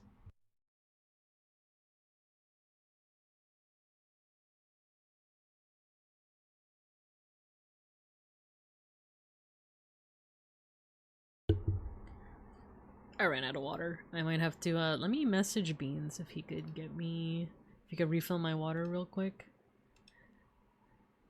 There are these comics that me and Beans really like. It's like a dog and a cat, but like it's like these little joke comics about them being a couple. And one of our favorite ones is the one where it's like the dog is like a king with like a crown and a scepter and a cape and stuff like that. And he's one of his attendants is like, your queen requests your attention. And it's like the cat who represents like the the other person in the relationship, and she's just holding like an empty water bottle. And you see like this king dog essentially just like refilling her water bottle, and that feels so real for some reason. It's like, yes, the boyfriend that keeps me hydrated. Let me just message him real quick. Hey boo, can I request a refill of my water bottle when you have the time? No rush. Teehee. Teehee. Okay, not really art, but I'd like to show a stock image ad I found in the Philippines. Yeah, go for it. Go ahead and put it in, I don't know if you're in the Discord. If you are, go ahead and put it in the art appreciation channel. If you're not, you can whisper it either to me or to Matthew as the mod. So yeah, but yeah, let's go ahead and take a look at this. So once again, this is from the Art Institute of Chicago. Men are on the way to Chicago. Let's take a look, and then we'll take a look at the tombstone information, at the signage that is included with this picture. So this looks Southeast Asian. It looks like a deity that's on top of a mount, or I think it's called their Vahana. Have you seen the new bird animation? I 100% have. It features another Michael Jackson song that's from the same album. I love it. They're selling plushies. Did you guys know that? The bird animation, they're selling plushies. I love that. But yeah, you can kind of tell that this is either South or Southeast Asian, because this is either a Hindu-Buddhist deity, multiple heads. Contrary to popular belief, there isn't actually like too many deities that have multiple heads. There are a lot that have multiple arms, because oftentimes this demonstrates that the figure is divine, but also that they have multiple aspects or things that are associated with them. So within each hand is usually one piece of the figure's iconography. So for example, one of my favorites is Lord Ganesha from Hindu faith. And he's often shown, in one of his hands he has like a conch shell, in another one he might have like a drum, and another one he might have his own tusk, which he sometimes uses as like a writing implement. And then sometimes he has a little sweet. So like in each of his hands, but also his trunk, are different things that are associated with him. You did take a photo of the plaque. It's right here, but I kind of want to like see what I can find out first just by looking at it, and then we could take a look at the plaque. So yeah, it looks like he has a I think this is a Vajra, a thunderbolt here. There's a lot of crowns on top of the heads. In Hinduism, I think one of the main deities that has multiple heads is Brahma, who is the god of creation. But I think from what I remember seeing the signage on this one, I don't think this is who that is. Let's see.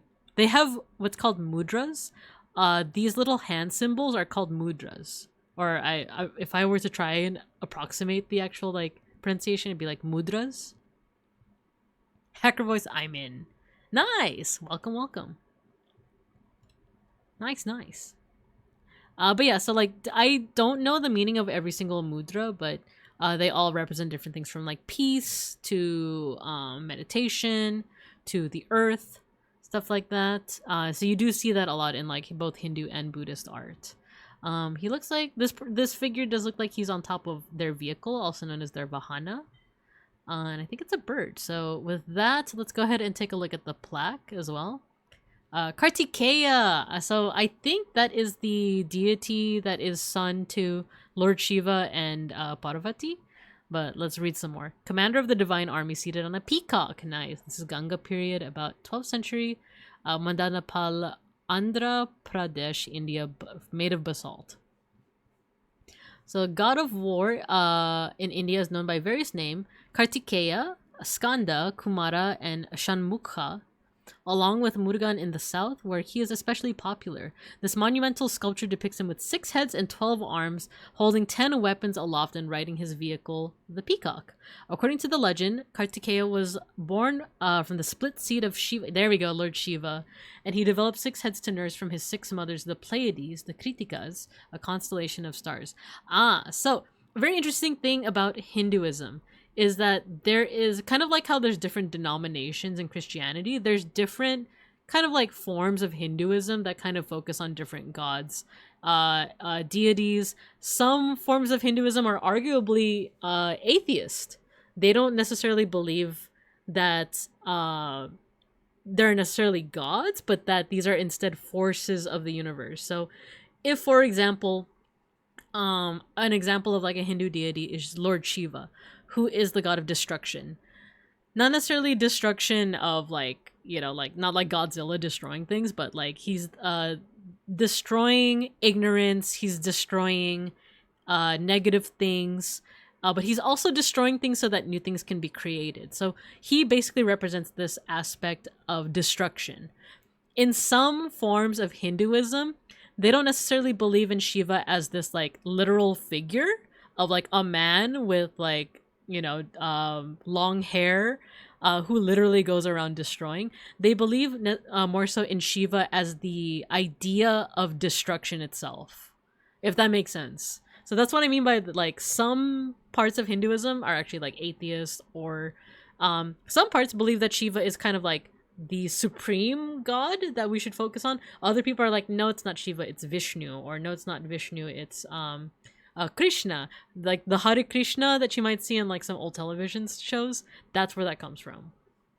So all this to say that like Hindu stories can they can differ very wildly from region to region, because I'm familiar with Kartikeya as the child of Parvati and Shiva, but this one is saying that like actually it's the child of Shiva and the Pleiades, which are like the 6 stars in the sky. So pretty cool all around. So if you ever like learn a little bit more about like Hindu culture and Hindu religion, and you go up to like a Hindu person and be like, oh, I love that story where Ganesh does this, just know that they might not always be like, oh yeah, I love that story too. Like for other people it might be like, oh, that's not how it goes, it's actually this story. So yeah, that's kind of what I like about Hinduism too. It's just very multifaceted. Let me mute for a second.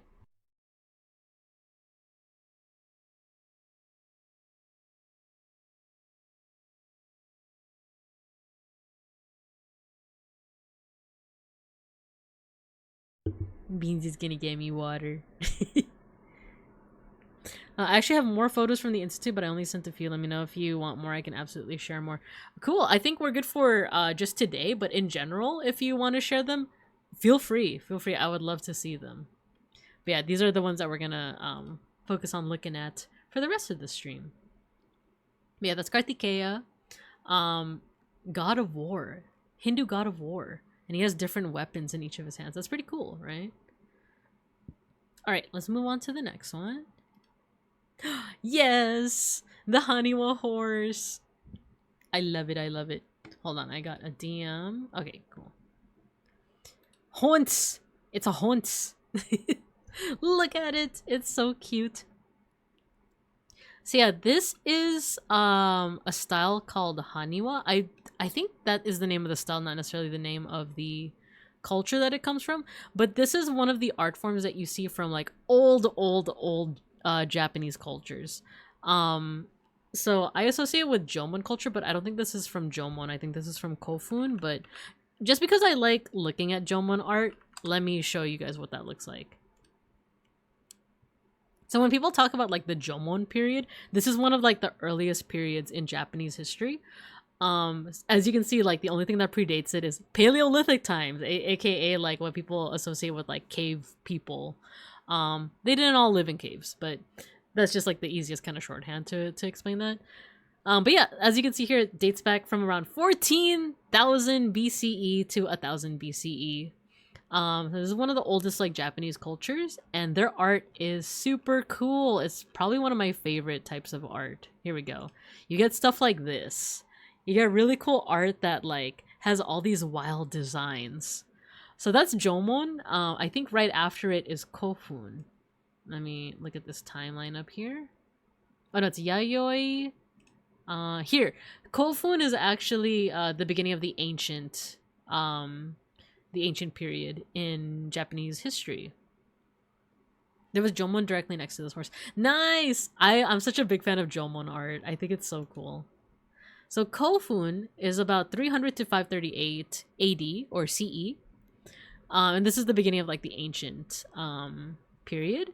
So you see a lot of their art, and they're well known for what's called haniwa. So let me mute again for a second.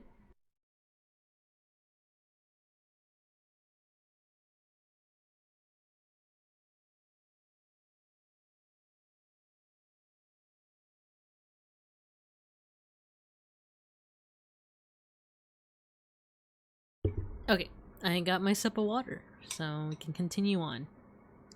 But yeah, so haniwa art. The cavalry wore armor, carried swords, and other weapons and used advanced military methods. Evidence of these advances are seen in haniwa, which are clay offerings placed in a ring on and around the tomb mounds of the ruling elite. The most important of these haniwa were found in southern Honshu, especially the Kinai region of Nara Prefecture, and northern Kyushu. Haniwa grave offerings were sculpted as horses, chickens, birds, fans, fish, houses, weapons, shields, sunshades, pillows, and male and female humans. Another funerary piece, the Magatama, became a symbol of imperial power. So these are examples of haniwa. So you have the horse over here. Is this the same horse? I don't think it's the same exact horse, but same shape, you know, very similar shape. They have a lot of these kind of like simplified figures, which are just adorable. Are just awesome. If you're not super familiar with haniwa, but you're familiar with Animal Crossing, then you might recognize some of these haniwa. This one might resemble it. Here we go. So yeah, if you're familiar with Animal Crossing, I think this is one of the oh, what were they called in Animal Crossing? Haniwa Animal Crossing. They're called something. The Lloyds. The Gyroids. These guys. In Japanese, his name is literally Haniwa-kun. Which is so cute. You know? That'd be like if there was like a European like game and it had like cave painting characters. You know? Not only that, but there's also a Digimon that's based off this. Haniwamon. Or Hanimon. Or maybe this one might be better. There we go. Look at him! Look at him! Or her, actually, because, or they. Digimon technically do not have a gender, but, you know, they can present in different ways. But it does end up as Kaguyamon, which is one of my favorites. So yeah, like, I adore haniwa art just because of, like, they do use a lot of simplified forms, but you can also see, like, if you look really closely at, like, the legs, it, like, you can kind of almost see, like, how they molded the shape. Which, once again, like, that's one of my favorite things with art, is, like, wondering how was this art made, you know? It's not like they had, like, just, like, a machine to make it for them. They had to mold these like by hand or with certain tools, and I just like that you could see it. You could literally see the marks of which like this was made with. There's also an Animal Crossing villager that's literally a honey. Oh yeah, it's Coco. Oh man, you're giving me memories to like 2020 playing Animal Crossing New Horizons. Honeymon, no, it's Honeymon. Here we go.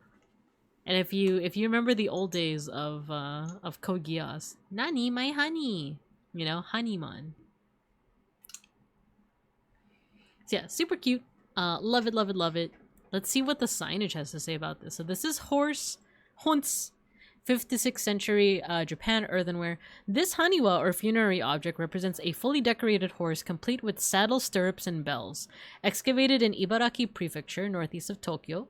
This horse would likely have been placed near the front of a burial mound in an area filled with a variety of figurines as well as animal forms. Some haniwa are meant to represent the possessions the deceased hoped to take into the afterlife, but the function of this one is unclear. Horses were symbols of wealth and power due to their usefulness in the military. They were also considered divine beings with special spiritual abilities.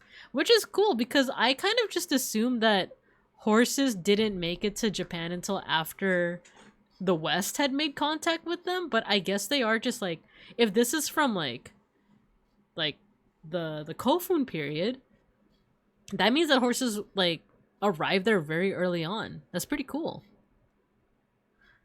Cool. Yeah, that's the honey one. So cute, so cute. Alright. Next one. Next. Let's talk about this one. I am super excited to talk about this one because this is Aztec.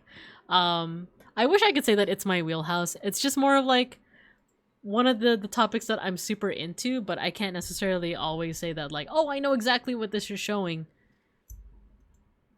Let's see. Oh, we have an ad break starting already. Dang it. They likely got them from China since they've had horses for a while. Oh, that's true.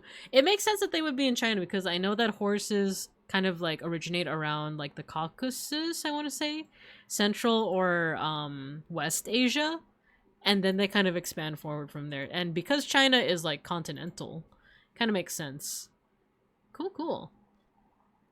Because I just say because there was this big kind of like question of there's a demon in Filipino mythology that is basically a reverse centaur. It's called a tikbalang. So it's like part horse on top and then human on the bottom. And then there's a lot of question of like, well, horses aren't native to the Philippines, so where did this image come from? Did it form after colonization or before because of Hindu Buddhist influence? But anyway, we have an ad break. Go to recess. Uy, tikbalang. Alright, I'll see you guys in a little bit.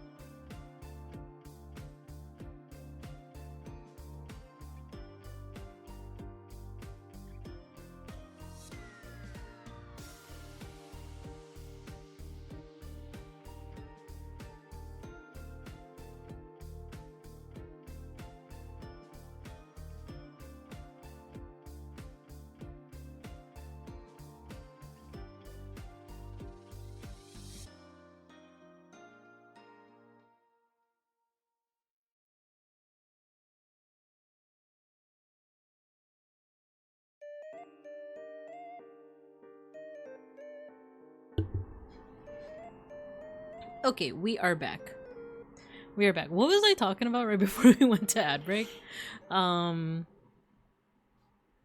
did you guys say? Oh, the tikbalang. Yes. So the reason why I was like, wait, when did horses get to Japan? Is because there's this there's this thing called the tikbalang. It's a part of like Filipino folklore, and it's a monster that is half man, half horse, but the reverse of a centaur. So it's like the head of like a horse, but then like the body of a human, and then the limbs are sometimes it's like claws, sometimes it's hooves. I've seen different things, but I think the legs are hooves. But yeah, it looks like that. But then people are like, oh, like horses aren't native to the Philippines, so where did this mythology come from? One theory is that it didn't come about until after colonization, because the Spaniards brought over the horses. But another theory is that it actually came about earlier because of trade with Southeast Asia and South Asia. Fun fact, I have a little bit, according to 23andMe, I have some South Asian ancestry. It's funny because like my grandma swears up and down that we're part Chinese, but that didn't pop up at all at 23andMe. So I don't think I have any Chinese ancestry. I have Spanish DNA. I have Spanish ancestry. I'm 98% Filipina. 98% Filipino. And the other 2% is a combination of Spain and India. Or I said South Asia, so it might even be like Sri Lanka, but yeah. I think that's a pretty cool part of my ancestry. I can't claim it, of course, but I just thought it was cool. But yeah, so one theory is that it's actually from like a Hindu Buddhist figure. Like that's where the tikbalang came from. But who knows? Who knows? But yeah, let's go ahead and talk about this next part, which I'm pretty excited to talk about because it's Aztec. Like I said, I wish I could say that it's in my wheelhouse, but I don't know everything when it comes to like Aztec stuff. I just know a couple things. Like right now we're looking at Tlaloc. Grandma, turns out I'm not Chinese, Grandma. Hiya. Hiya, Jackie. One more thing. But yeah, I love just like Aztec Maya stuff. I wish I could say, I want to study more Inca stuff. So I'm pretty sure this is Tlaloc, the Aztec storm god, because of certain iconography. So Tlaloc is known for kind of like these goggle eyes, and then he has these big old fangs. In general, Aztec gods are just really cool, in my opinion. So let's look at Tlaloc. You know, one time I met a student named Tlaloc. Like, it was so cool. Like, we were talking about like, you know, Aztec deities, and he was like, oh my gosh, my name is Tlaloc. And I'm like, that is sick. Like, that is, your family is amazing. You're cool. So yeah, compare and contrast. This is, oh, why so small? Okay, there we go. Take a look. So this is kind of like a, ooh, why is it moving so fast? Here we go. This is kind of like a profile view of Tlaloc. You can see the goggle eyes, and then you can see the big old fangs. But if you look at other artistic renditions of Tlaloc, once again here, god of rain, thunder, and lightning, in Maya, I believe he's called Chak. I think it's Chaak. Oh no, Chaac. His name is Chak. Here's another rendition. You see the goggle eyes, you see the fangs. I like the frontal ones. There's like frontal. Here we go. This is sick. This is so cool. The goggle eyes and the fangs, right? There are other identifiers as well, but he is the storm god. That's Tlaloc. And then just mirroring him, I'm not sure. I want to say this is either Tezcatlipoca or Huitzilopochtli. I confuse the two all the time. I think Tezcatlipoca is the...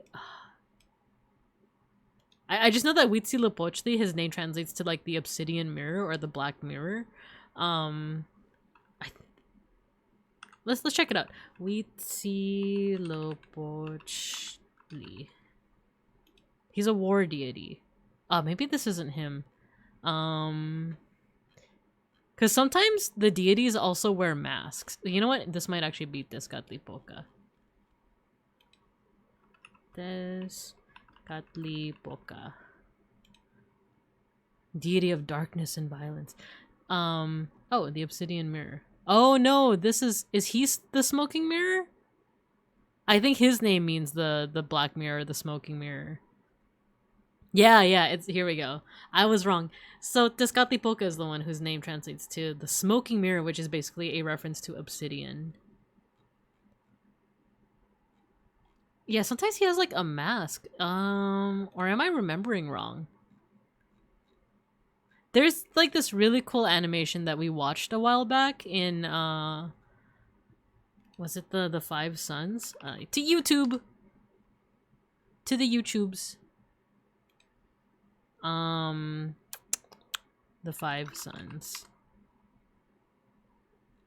Here, this one. This is a really cool video. It's from like the 80s. We watched it together, but in a watch along. But it's cool because it's basically animated from like examples of art from the region. I want like, oh here, I think I see here, like this person with the mask. Right? I think that's Tezcatlipoca, and I think that mask is like what you see here. Ah, you know what? No, it might be different. I actually don't remember who this might be. Sorry, all that to say that I'm not sure. Okay, so about this, we specifically went on our Spanish language tour for my parents, and the guide took us to look at this one, and the convo was really insightful. Oh, cool! Nice! If there's anything you want to share from that, feel free, but if not, you know, totally up to you. Cool, so at least we know that that's Tlaloc. I'm not sure who that is. That might be Tezcatlipoca, that might be someone else. This creature over here might be a water dog. I think they're called, was it not Xolotl. That is like a word for dog, but I kind of forget. There's a symbol over here that I think is like the Aztec symbol. The creature, the criatura. We have a jaguar glyph over here. This looks like it might be either corn or something like growing from the ground, and then this looks like probably like a royal or a higher figure. I think another part of this has a bunny. Rabbits were 100% part of a lot of Aztec tradition. I wish I retained more of it, LMFAO. Basically, this is a calendar illustrating, oh, a specific day. Yeah, it's cool because I have some colleagues who know a lot about both the Maya and the Aztec calendars. And yeah, it's kind of like nowadays with certain cultures, especially like, for example, like if you're really traditional, like Spanish-speaking culture, sometimes they'll name their child after the specific saint that represents their birthday, you know? The bunny in the back indicates the beginning of life or the beginning of time. That makes sense. I know that the rabbit figures into the mythology of the moon.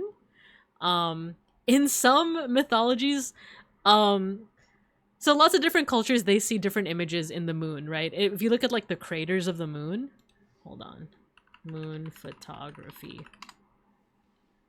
If you look at the craters of the moon, different cultures see different things. For Japan, for example, they see a bunny as well, and it's pounding mochi. I think the man on the moon is a popular one in the West, and I'm trying to think of some other ones, but in Aztec and different like Mesoamerican cultures, they also see a rabbit. I think it's probably like this is the ears and this is like the head and this is the body. I'm not 100% sure. But one of the myths that kind of explains that is that apparently one of the gods took a rabbit and smacked the moon on the face with the rabbit, and it imprinted the rabbit's design on the moon's face, and that's why there's a moon. That's why there's a rabbit on the moon. So there probably is a different story that relates to like why the rabbit represents the beginning of time, but that's the one that I mostly remember. So we have a rabbit, and then here is the plaque that goes along with this. So the artist is unknown, but it is Mexica, Aztec. This is the coronation stone of Moctezuma Xocoyotzin. About 1503, probably Tenochtitlan, now Mexico City, Mexico, and made out of basalt. The Mexicas or Aztec Empire ruled central Mexico from 1428 until 1521. This monument uses glyphs to record the history of the Mexica universe up to 1503. On the back, one rabbit represents the beginning of time. On the front, the four previous cosmic eras. Oh, this is the Five Suns. This is talking about the Five Suns. On the let's see, the 4 previous cosmic eras are inscribed in the corners, while the current cosmic era 4 movement appears in the center. 1 crocodile above and 11 reed in the square frame indicate the date July 15, 1503, when the 9th Emperor Moctezuma Xocoyotzin was coronated.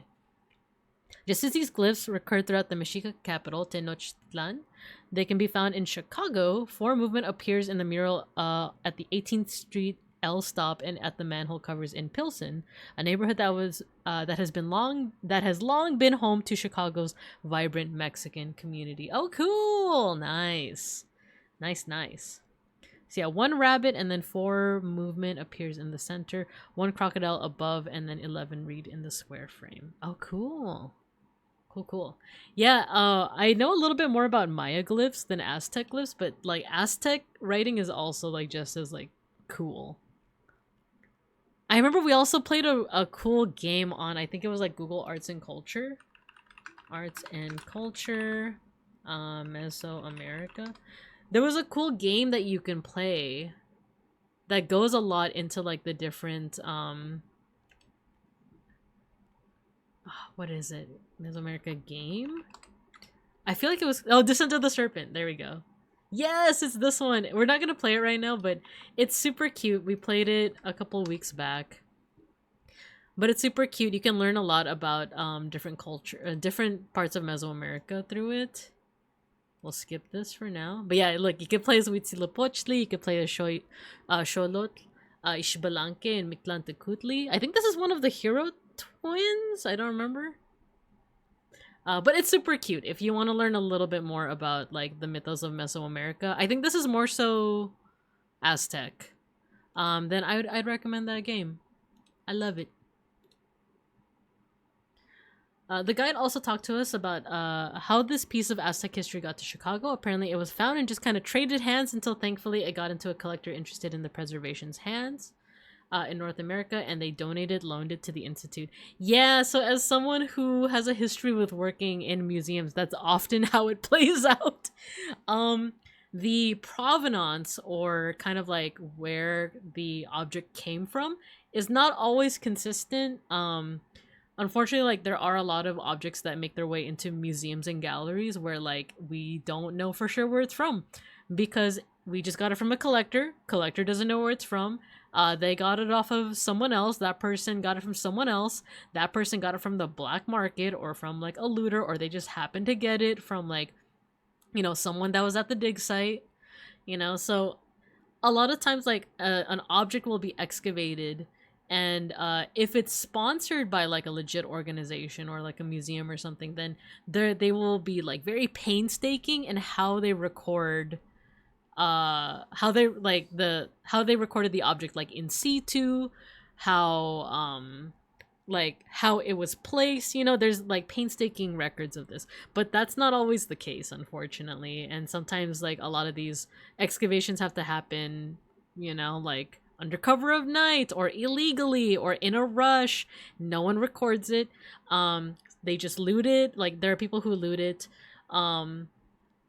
not necessarily for malicious means, but because like they gotta survive, you know. Like, and if selling artifacts illegally is how they're gonna be able to sustain themselves, then that's how they do it, right? So from there, and also like this is only a profitable thing because, you know, tourists and colonists like make it a profitable thing. So then it changes hands and changes hands and changes hands until eventually it finally makes its way to a gallery or a museum.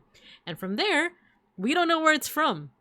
People don't know where it's from. So the next best thing is being able to look at some of the iconography or the material or literally any detail they can to just figure out that like, oh, I think this is from this is from West Mexico. I think this is from Nayarit. I think this is from Colima. And I think based off of the iconography that this is from like this century. So yeah, that's just how it is. Exactly, Plato 64, found it in the attic. Oftentimes a lot of this stuff is like, yeah, my grandma had this in her attic. I'm just gonna turn it into this museum. My parents were talking about it, and literally they're finding more and more Aztec items every day during construction in Mexico City. Yup, 100%. So yeah, it's very complex with that. And it's funny because like some of the research I'm doing is like very similar, of like Where does this art come from? Like, you know, especially when you're studying like ancient art. So yeah, but with that, we are switching gears into stuff that is a little bit more modern. So this is American Gothic, and this is Norman Rockwell. I actually don't know too much about American Gothic other than the fact that, like, I think this is supposed to be showing a farmer and his wife or his daughter, but the models for the actual painting are, I believe, the artist dentist and the artist's daughter, I think. So, and one of the reasons why it's called American Gothic is because the look at this broken arch over here, or like this this curved arch over here. Yeah, and the artist's sister, yeah. But then there's a lot of confusion because it's like, oh, like people will say that like, oh, it's actually the dentist and a daughter, and it's like, is it the dentist's daughter? Is it the artist's daughter? And it's like, no, actually it's the sister. Okay, so is it the dentist's sister or is it the artist's sister? Or like, and then they won't differentiate between like what is being shown here. So like, oh, is it like a farmer and his daughter or a farmer and his wife? And that's where it gets like really, or is it the farmer and his sister? So it gets like really confusing. There's a whole thing in old cities like Rome or Athens where they dig up the metro. When they dig up the metro and they find all these ancient artifacts, when they try to dig under the artifact layer and put the train stations in, a lot of those train stations end up with a display of stuff they found during construction. That actually happened here in Los Vincos. One of my favorite museums, LA County Museum of Art, they were doing construction. Oh, and there was also like a metro station also being constructed. And I think for both of those constructions, they found mammoth bones, which did kind of like halt the construction on both of them. So I just think that's funny. He loved the Gothic style of the windows in an American farmhouse at the time, so he just wanted an excuse to paint the house. Yeah, exactly. Exactly. So this is a hallmark of Gothic architecture. The broken arch over here, that's Gothic, and that's kind of the reason why it's called American Gothic. With F huge, yeah. Yeah, the D-line extension, exactly. They found mammoth bones. They found mammoth bones on with that one. So it did delay it for a bit. But I have ridden the D-line before. And it's funny because LA Metro, they did this whole like this whole thing with like when the extension opened up, they kept saying like, come ride the D with us. It's like, oh, they know what they're doing. They know what they're doing. Let's all ride the D together, everybody. Yep, exactly, Plata. You know it. You know it. There's t-shirts. There's t-shirts that say ride the D. They knew. 100%. 100%. So yeah, other than that, I actually don't know too much about this artwork. I do know that Grant Wood, this is an example of, I believe, regionalist artwork. Regionalism is a art movement that you see a lot during the 1930s, especially as a reaction to things like Dada art. Here we go. Yeah, it's right here. So it's kind of like a more conservative and traditional style, and it was kind of reacting against like avant-garde art, like abstract art, as being like, no, this is our old-fashioned American art, you know. Did they make an anime mascot for the D? I wish they did, but they didn't. They should have. I think they would have gotten a lot of attention for that. Yo, so check this out in a million years. It'll be really funny. Manny from Ice Age. Yep, t-shirts, hats, and water bottles. Yep. So yeah, other than that, I actually don't know too much about the painting, but I just think it's neat. I think it's cool that it's in the Art Institute of Chicago. Men are on the way to Chicago. Alright guys, this is our last work of the evening. Let's go ahead and take a look. This is by Norman Rockwell, who I haven't studied too much, but I'm definitely familiar with a lot of his art. He makes a lot of really cool art that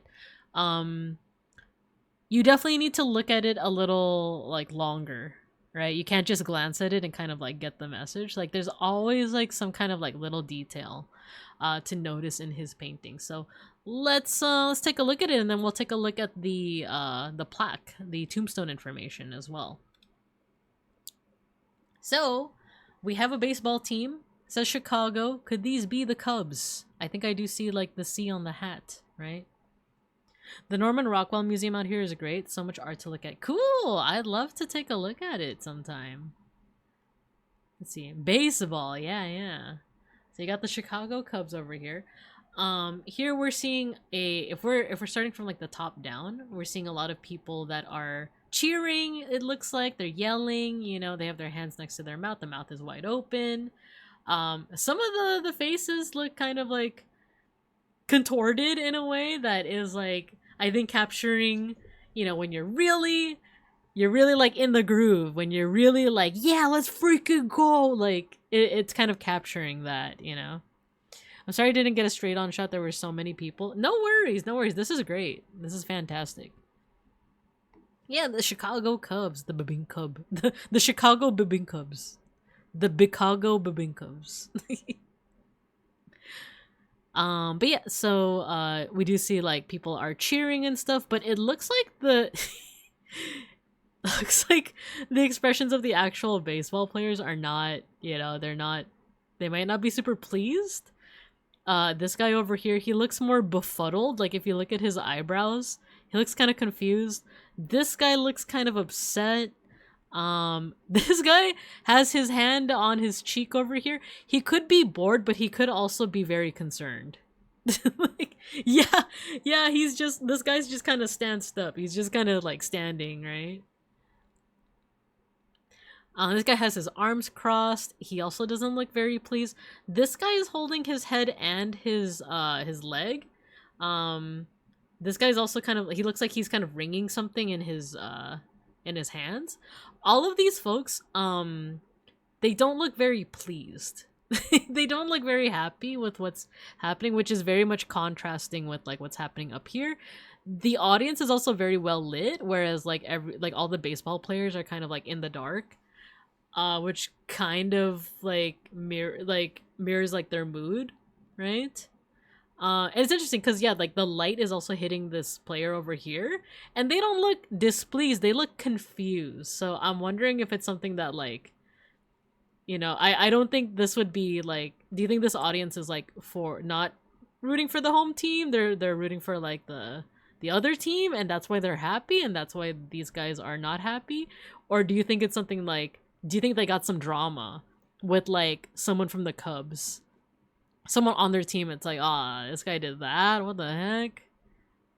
Is this a comment on old guard versus new blood on the team? Maybe. It just might be. I don't know for sure, but I kind of like that line of thinking, right? Because another thing too is that everyone is kind of like holding themselves in a way. Like he has his hand on his cheek, he's crossing his arms, he has his hand on his head. These are all kind of self-soothing mechanisms that like when people are stressed out, sometimes they like touch themselves, or they not touch themselves in that way, but you know what I mean.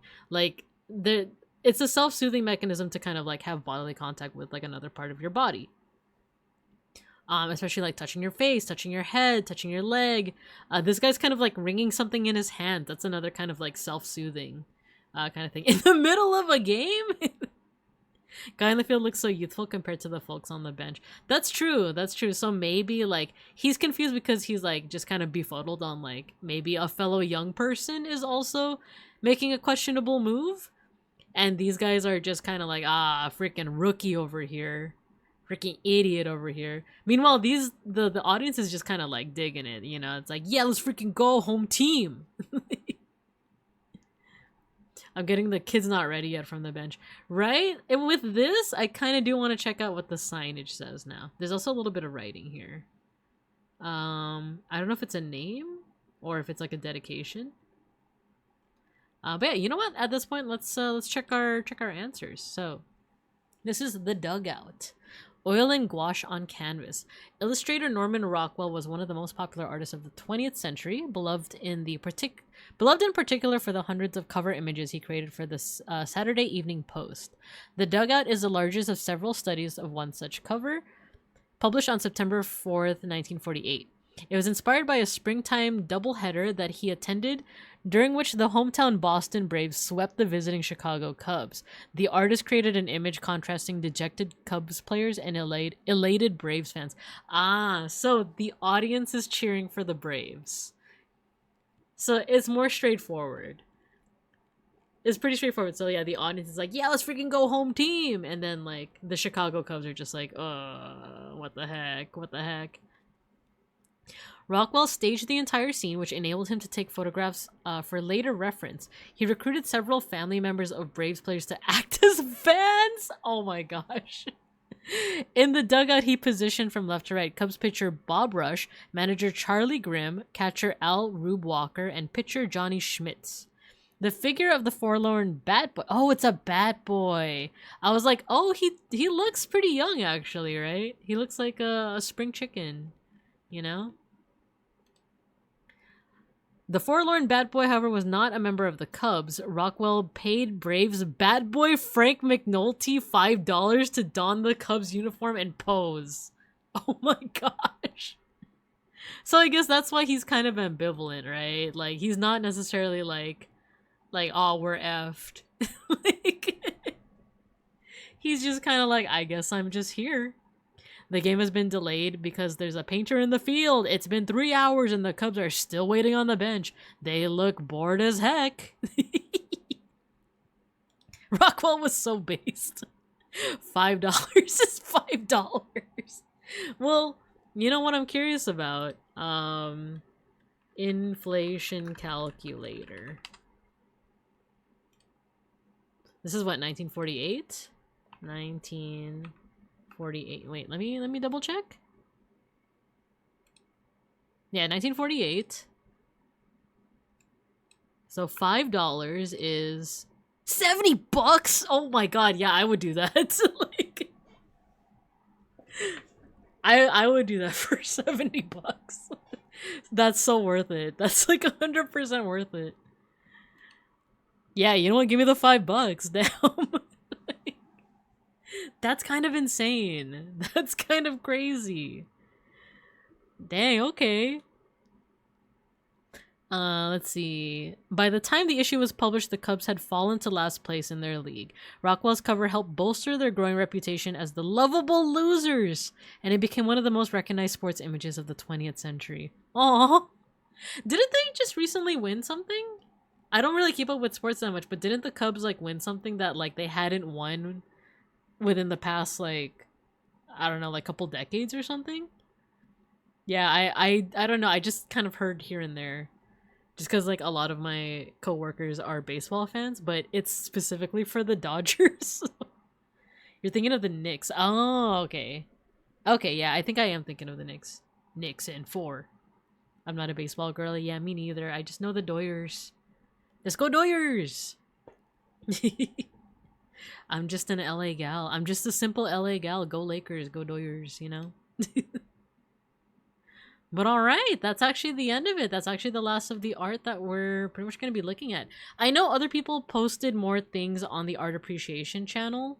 I will say I don't know if I have the energy to look into all of them, but I appreciate it. I appreciate it. I think we will look at one thing, and that is this image. What is this?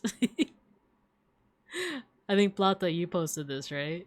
Did somebody say New York? Mom Donnie! Yeah, did you guys hear that there's otters now in the river? Mom Donnie, man. He's doing it all. He's doing it all. Okay, so this is an ad, I believe, that Plata had posted in Art Appreciation. It's not art, but it is an ad. What is happening here? Like, what? Is she just drinking from the grapefruit? Not something that I would do. Wait, what is happening? Am I blind, or is the hand kind of like melding into the boob? You know what? I think it's just like the lighting, right? I think it's just like the lighting. I don't think the hand is melding into the boob, but it's just like the shadow is not helping. It's not helping. But she drinking the grapefruit, you know? Not something I would do. I don't like bitter tastes, so. But you know, more power to you. Lifestyle, you know, ganda ganda. An advertisement so absurd we think it's AI. That's why I'm like, is the hand melding into the boob? But she's got the right amount of fingers, right? 1, 2, 3, 4. Isa, dalawa, tatlo, apat, lima, you know? Way before AI. Ah, 2015. I see. Yeah, it's just otherworldly. It's not AI. It's fine. It's fine. But yeah, I think that's where we're gonna go ahead and I like that it's called sipsip.jpg. An advertisement so absurd we think it's a bad Photoshop, right? I remember those days. I remember the bad Photoshop days. Exactly. But alright, I think this is pretty much where we're gonna call it here. Thank you for the stream, Binka Bud. Of course, of course. Thank you guys for sending in some art. I promise that it won't be 2 months until the next art appreciation stream. I always want to do it at least once a month. So we'll still have stuff to look at for next month as well. But let's see, what else is on the agenda? Oh, tomorrow is Digimon watch along. Digimon O2 watch along. We're gonna be watching, I think, episodes 31 to 35, I think. And then Saturday is another anatomy study stream. So nice chill times. Next week I'm still deciding on my schedule because I have to help someone move. I'm not gonna say who, but I have to help someone. I might have to help someone move. So we're gonna wait and see on that. Always nice to chill. I left ceramic orb cat for viewing leisure. Yeah, I saw that too. I'll take a look at it. I'll decide whether we're gonna look at it for another stream or if I'll just look at it right now. But it looks super cute. I saw the orb. Super cute. Let's go ahead and mosh though. Let's go ahead and mosh. So we do have our end of stream tradition. Oh, we didn't do our dailies. Wait. Oopsie poopsie. Let's do them really quick. Let's do them really quick. Okay, time guesser. Let's go. This is 1950s. This is Japanese. Oh no, I think that's Hebrew. Yeah, please me. I think this is yeah, I think this is probably here. Where's Tel Aviv? Here, Tel Aviv. I'm gonna say 1950s. We're gonna speedrun. We're gonna speedrun. 8 years off, that's fine. Tel Aviv district. Okay. So the same district. Where is this? I think that's the Beatles. Are they going into the Yellow Submarine? I think this is actually is the 60s, right? I'm just gonna say London. Is that I'm pretty sure that's the Beatles, right? Oh, they're in Amsterdam. It is the Beatles. Boarding a boat for the tour of Amsterdam's canals during the 1964 World Tour. Okay, okay.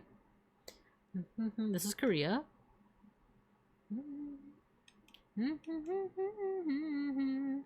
I think this is 2000s.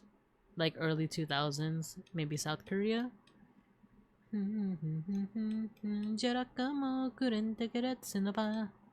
2003 Seoul, nice. 1996, okay, not too bad.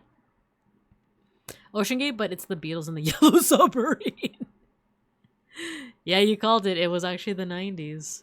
Where is this? Cafetera Uruapan? Ayuntamiento? This sounds like a mix of... Oh wait, it says Mexico. It says Mexico over here. Wait, this... Is it? Like, it feels like Spanish, but something feels kind of, like, off. Like, it feels like there's, like, a little mix of, like, indigenous here. En toda clase de maderas, país y americanas. Is it?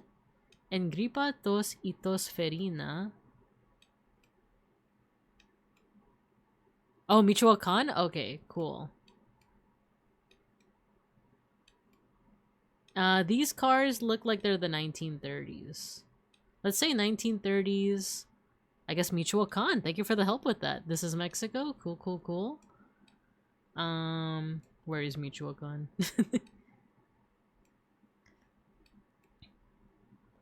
I know that there's a bunch of places here in Los Vincos called Las Michoacanes.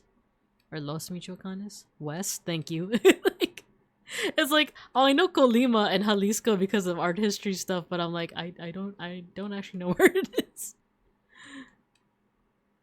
Is it north? Sonora, Durango. West. It's in Morelia. Other way around, Morelia is a city. I need to leave. Yeah, you're good. South of Jalisco. That's super helpful. So like Colima? Guadalajara? Oh, here, Michoacan. Oh, here, Uruapan. Thank you. 1933. Nice. 1935. Let's see. Oh, it's Mexico City. Okay. But thank you for helping me with that geography. South of Jalisco. Destruction suggests it might be after a big quake. All right, last round. This looks like Jolly-O, England. Is this during the Peaky Blinders? Actually, yeah, everyone has kind of like the long dresses, so I think this is 1910. This might actually be London. It is during the Peaky Blinders. Oh, super wrong. This is I shouldn't have rushed through it. No, I rushed through it. It was Australia. You got it, Plata.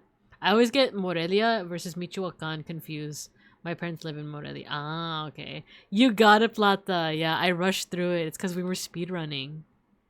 We didn't do too bad, though. If we didn't fumble that last one, we probably would have broke 40k. Copy. Daily games. Oh, that's not what I meant to copy.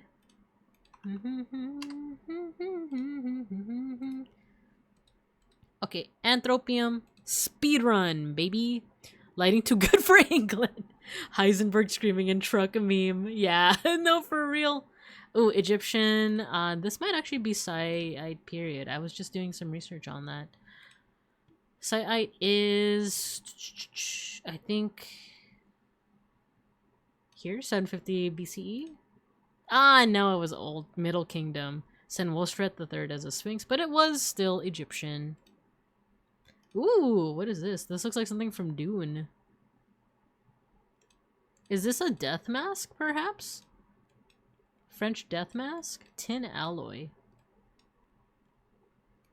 Paris, maybe around here? Like 1700, 16 to 1700s? Some guess. It's Austria, but it is a death mask. A hypocrite and a slanderer? Oh my gosh, okay. Austrian, probably Pressburg, Bratislava. Messerschmitt, the leading sculptor at the court in Vienna in 1760s, was forced for personal and professional reasons to leave for the provinces. Dang. I'm kind of curious on the story there, but what the heck? We got the time period, right? Buddhist,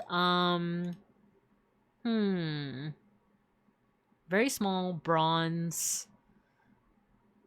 Southeast Asia, I want to say? If it's bronze, a part of me wants to even say Java. Java? I don't know time period, unfortunately. Sri Lanka, okay. Anuradhapura period. Late 7th century. Where was ooh, fancy. Ooh, Japanese? Maybe? Either that or steppe, like Mongolian. Oh, I'm not sure. This feel like it would be Mongolian, right? Wait, we've seen this before. We've seen like this exact like little like lion before, like just a couple days ago. I'm gonna say steppe. I'm gonna say either Central or West Asia. Let's say, let's just put it right here, smack dab in the middle of Central Asia. We've seen this before. Oh, Tibetan. Okay. Tibetan and possibly Bhutanese and Nepalese armored cavalrymen. Oh, and it's 18th to 19th century. Oh, cool. Turkish, right? Like, I was thinking, like, Mongolian, but, like, this seems specifically, like, steppe. Not too far, though. Ooh, this looks Christian. This looks like the deposition of Christ. This fashion also... Renaissance? Or maybe getting into the Renaissance, so like late medieval, early Renaissance. Let's put it here. F it. Let's say Italy? Italy or France? Let's say France. Oh no, let's say Rome. Let's say Rome. It was France, dang it. The Entombment of Christ. Time period not too bad. Ooh, what is this? Stone and pigment. What is that? It looks like it'd be painful if it was used for torture, right? What could this be? Pigment and stone. I'm not 100% sure. Let's guess. Pigment and stone. Where do we see a lot of stonework? Citrus Juicer 2003. Imagine. Let's say... Let's guess, Mesopotamia. Does it make guess? Oh, what is that? A mace head? Salinar? I've never even heard of that. Carefully carved mace head is crowned by 8 vertical fan-like projections or flanges. Oh, wow. Not too bad time period-wise, though. Let's see. Stucco with grapes. This feels Mediterranean as heck. This looks like an Olive Garden thing. Doesn't this look like something you'd see on top of like an Olive Garden type thing? Right? Maybe this is Rome, or maybe Naples. Put it here. Maybe it's Roman. Wall decoration with grapevine. Sasanian. Olive Garden Pompeii. When you're here, you're frozen forever. What is this? Oh, I think this is... Oh, whoa, what is that? This looks scary. I think this is Japanese. Is this maybe a spirit? Or like a lucky god? Yeah, this definitely looks Japanese. I wonder if it's like a holder for something. That's kanji, or it could be also like Chinese hanzi, but something about this feels distinctly Japanese. 2 cases, lacquered wood with gold and silver. Cut out gold foil application on black lacquer ground ivory metal bead. This feels Japanese. Top down Buddha? Right? It's something about the fan makes me think that it's actually like a lucky god. Nice. Inro in the shape of a house.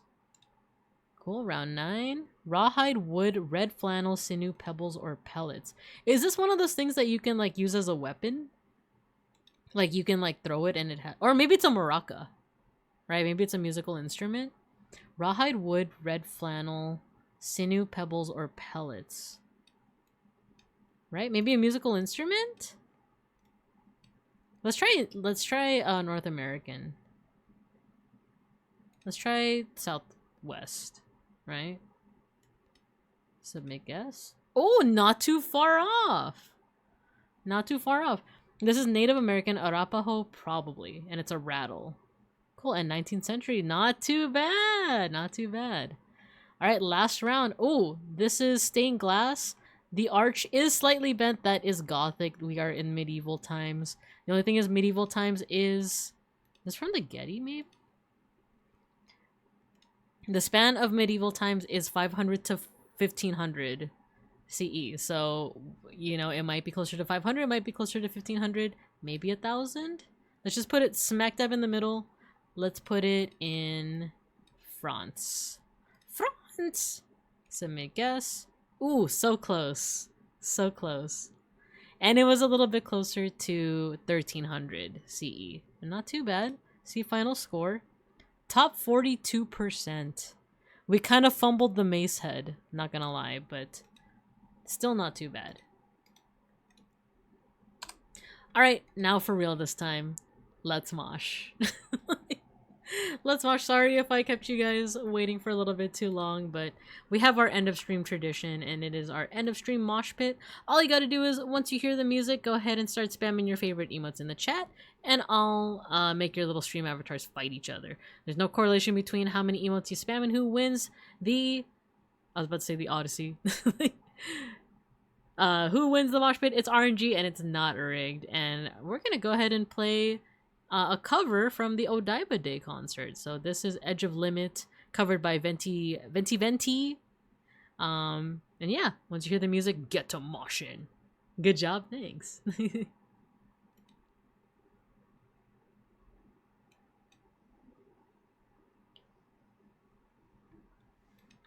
And let me see who we can raid into. Yeah! Open up the pit.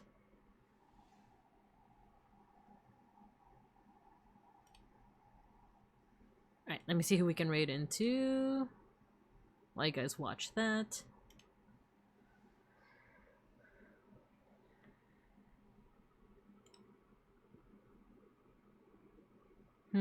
Aros.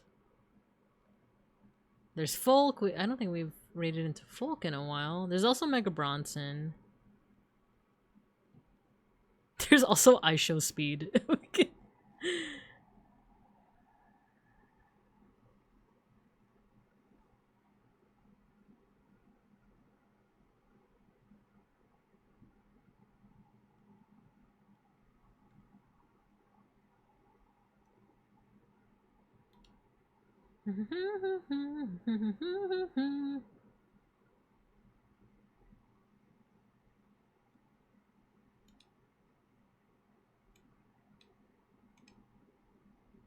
No, no!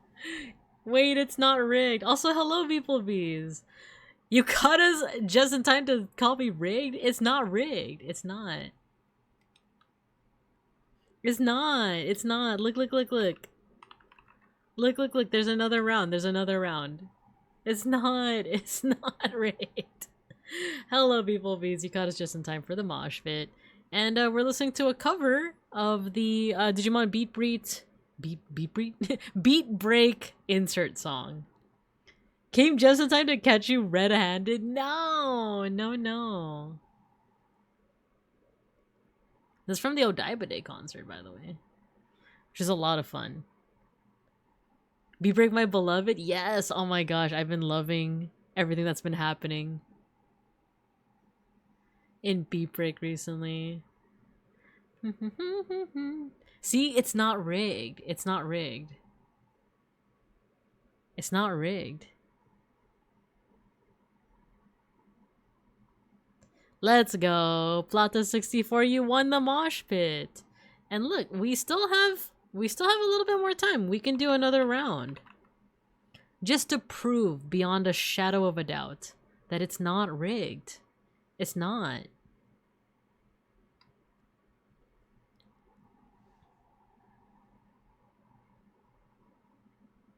Also rigged? No! It's not. I keep saying.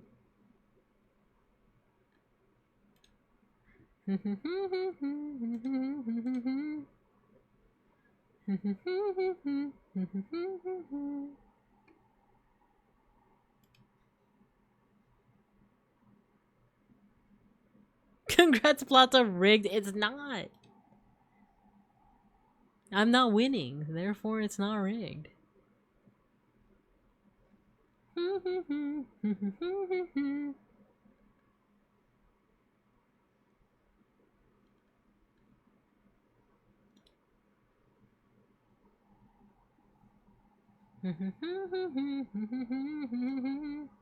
Alright, I think we're gonna raid into Folk.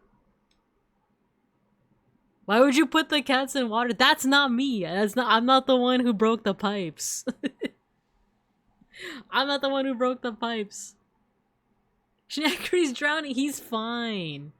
He's fine. He's one of them swimming cats. He's one of those cats that loves the water. See? Cielo won. It's not rigged. It's not rigged.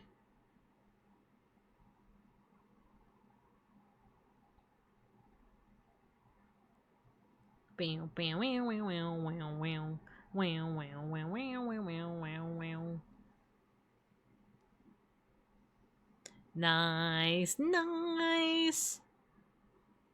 You win. Alright, good job, guys. Congrats. How much did Binko Bucks did the win cost? No, it's not rigged. It's not rigged. It's not. You guys are so silly. You guys are so silly. Okay. We're gonna go ahead and raid into Folk. He's currently playing a game called Super Junkoid DX. It's just a snake. How bad could it be? Cool, cool. Alright, so I'll see you guys tomorrow for the Digimon Adventure watch-along. Thanks for the stream. Otsu, good night. Thank you everyone for appreciating some art with me. I appreciate you guys a lot. Thanks for the stream, which I was here for the whole time. Exactly. Trusty. Alright, I'll drive you guys home. Alright, I hope you guys have a good morning, afternoon, and evening. And as always, I'll see you guys when I see you guys. Bye-bye! We raid.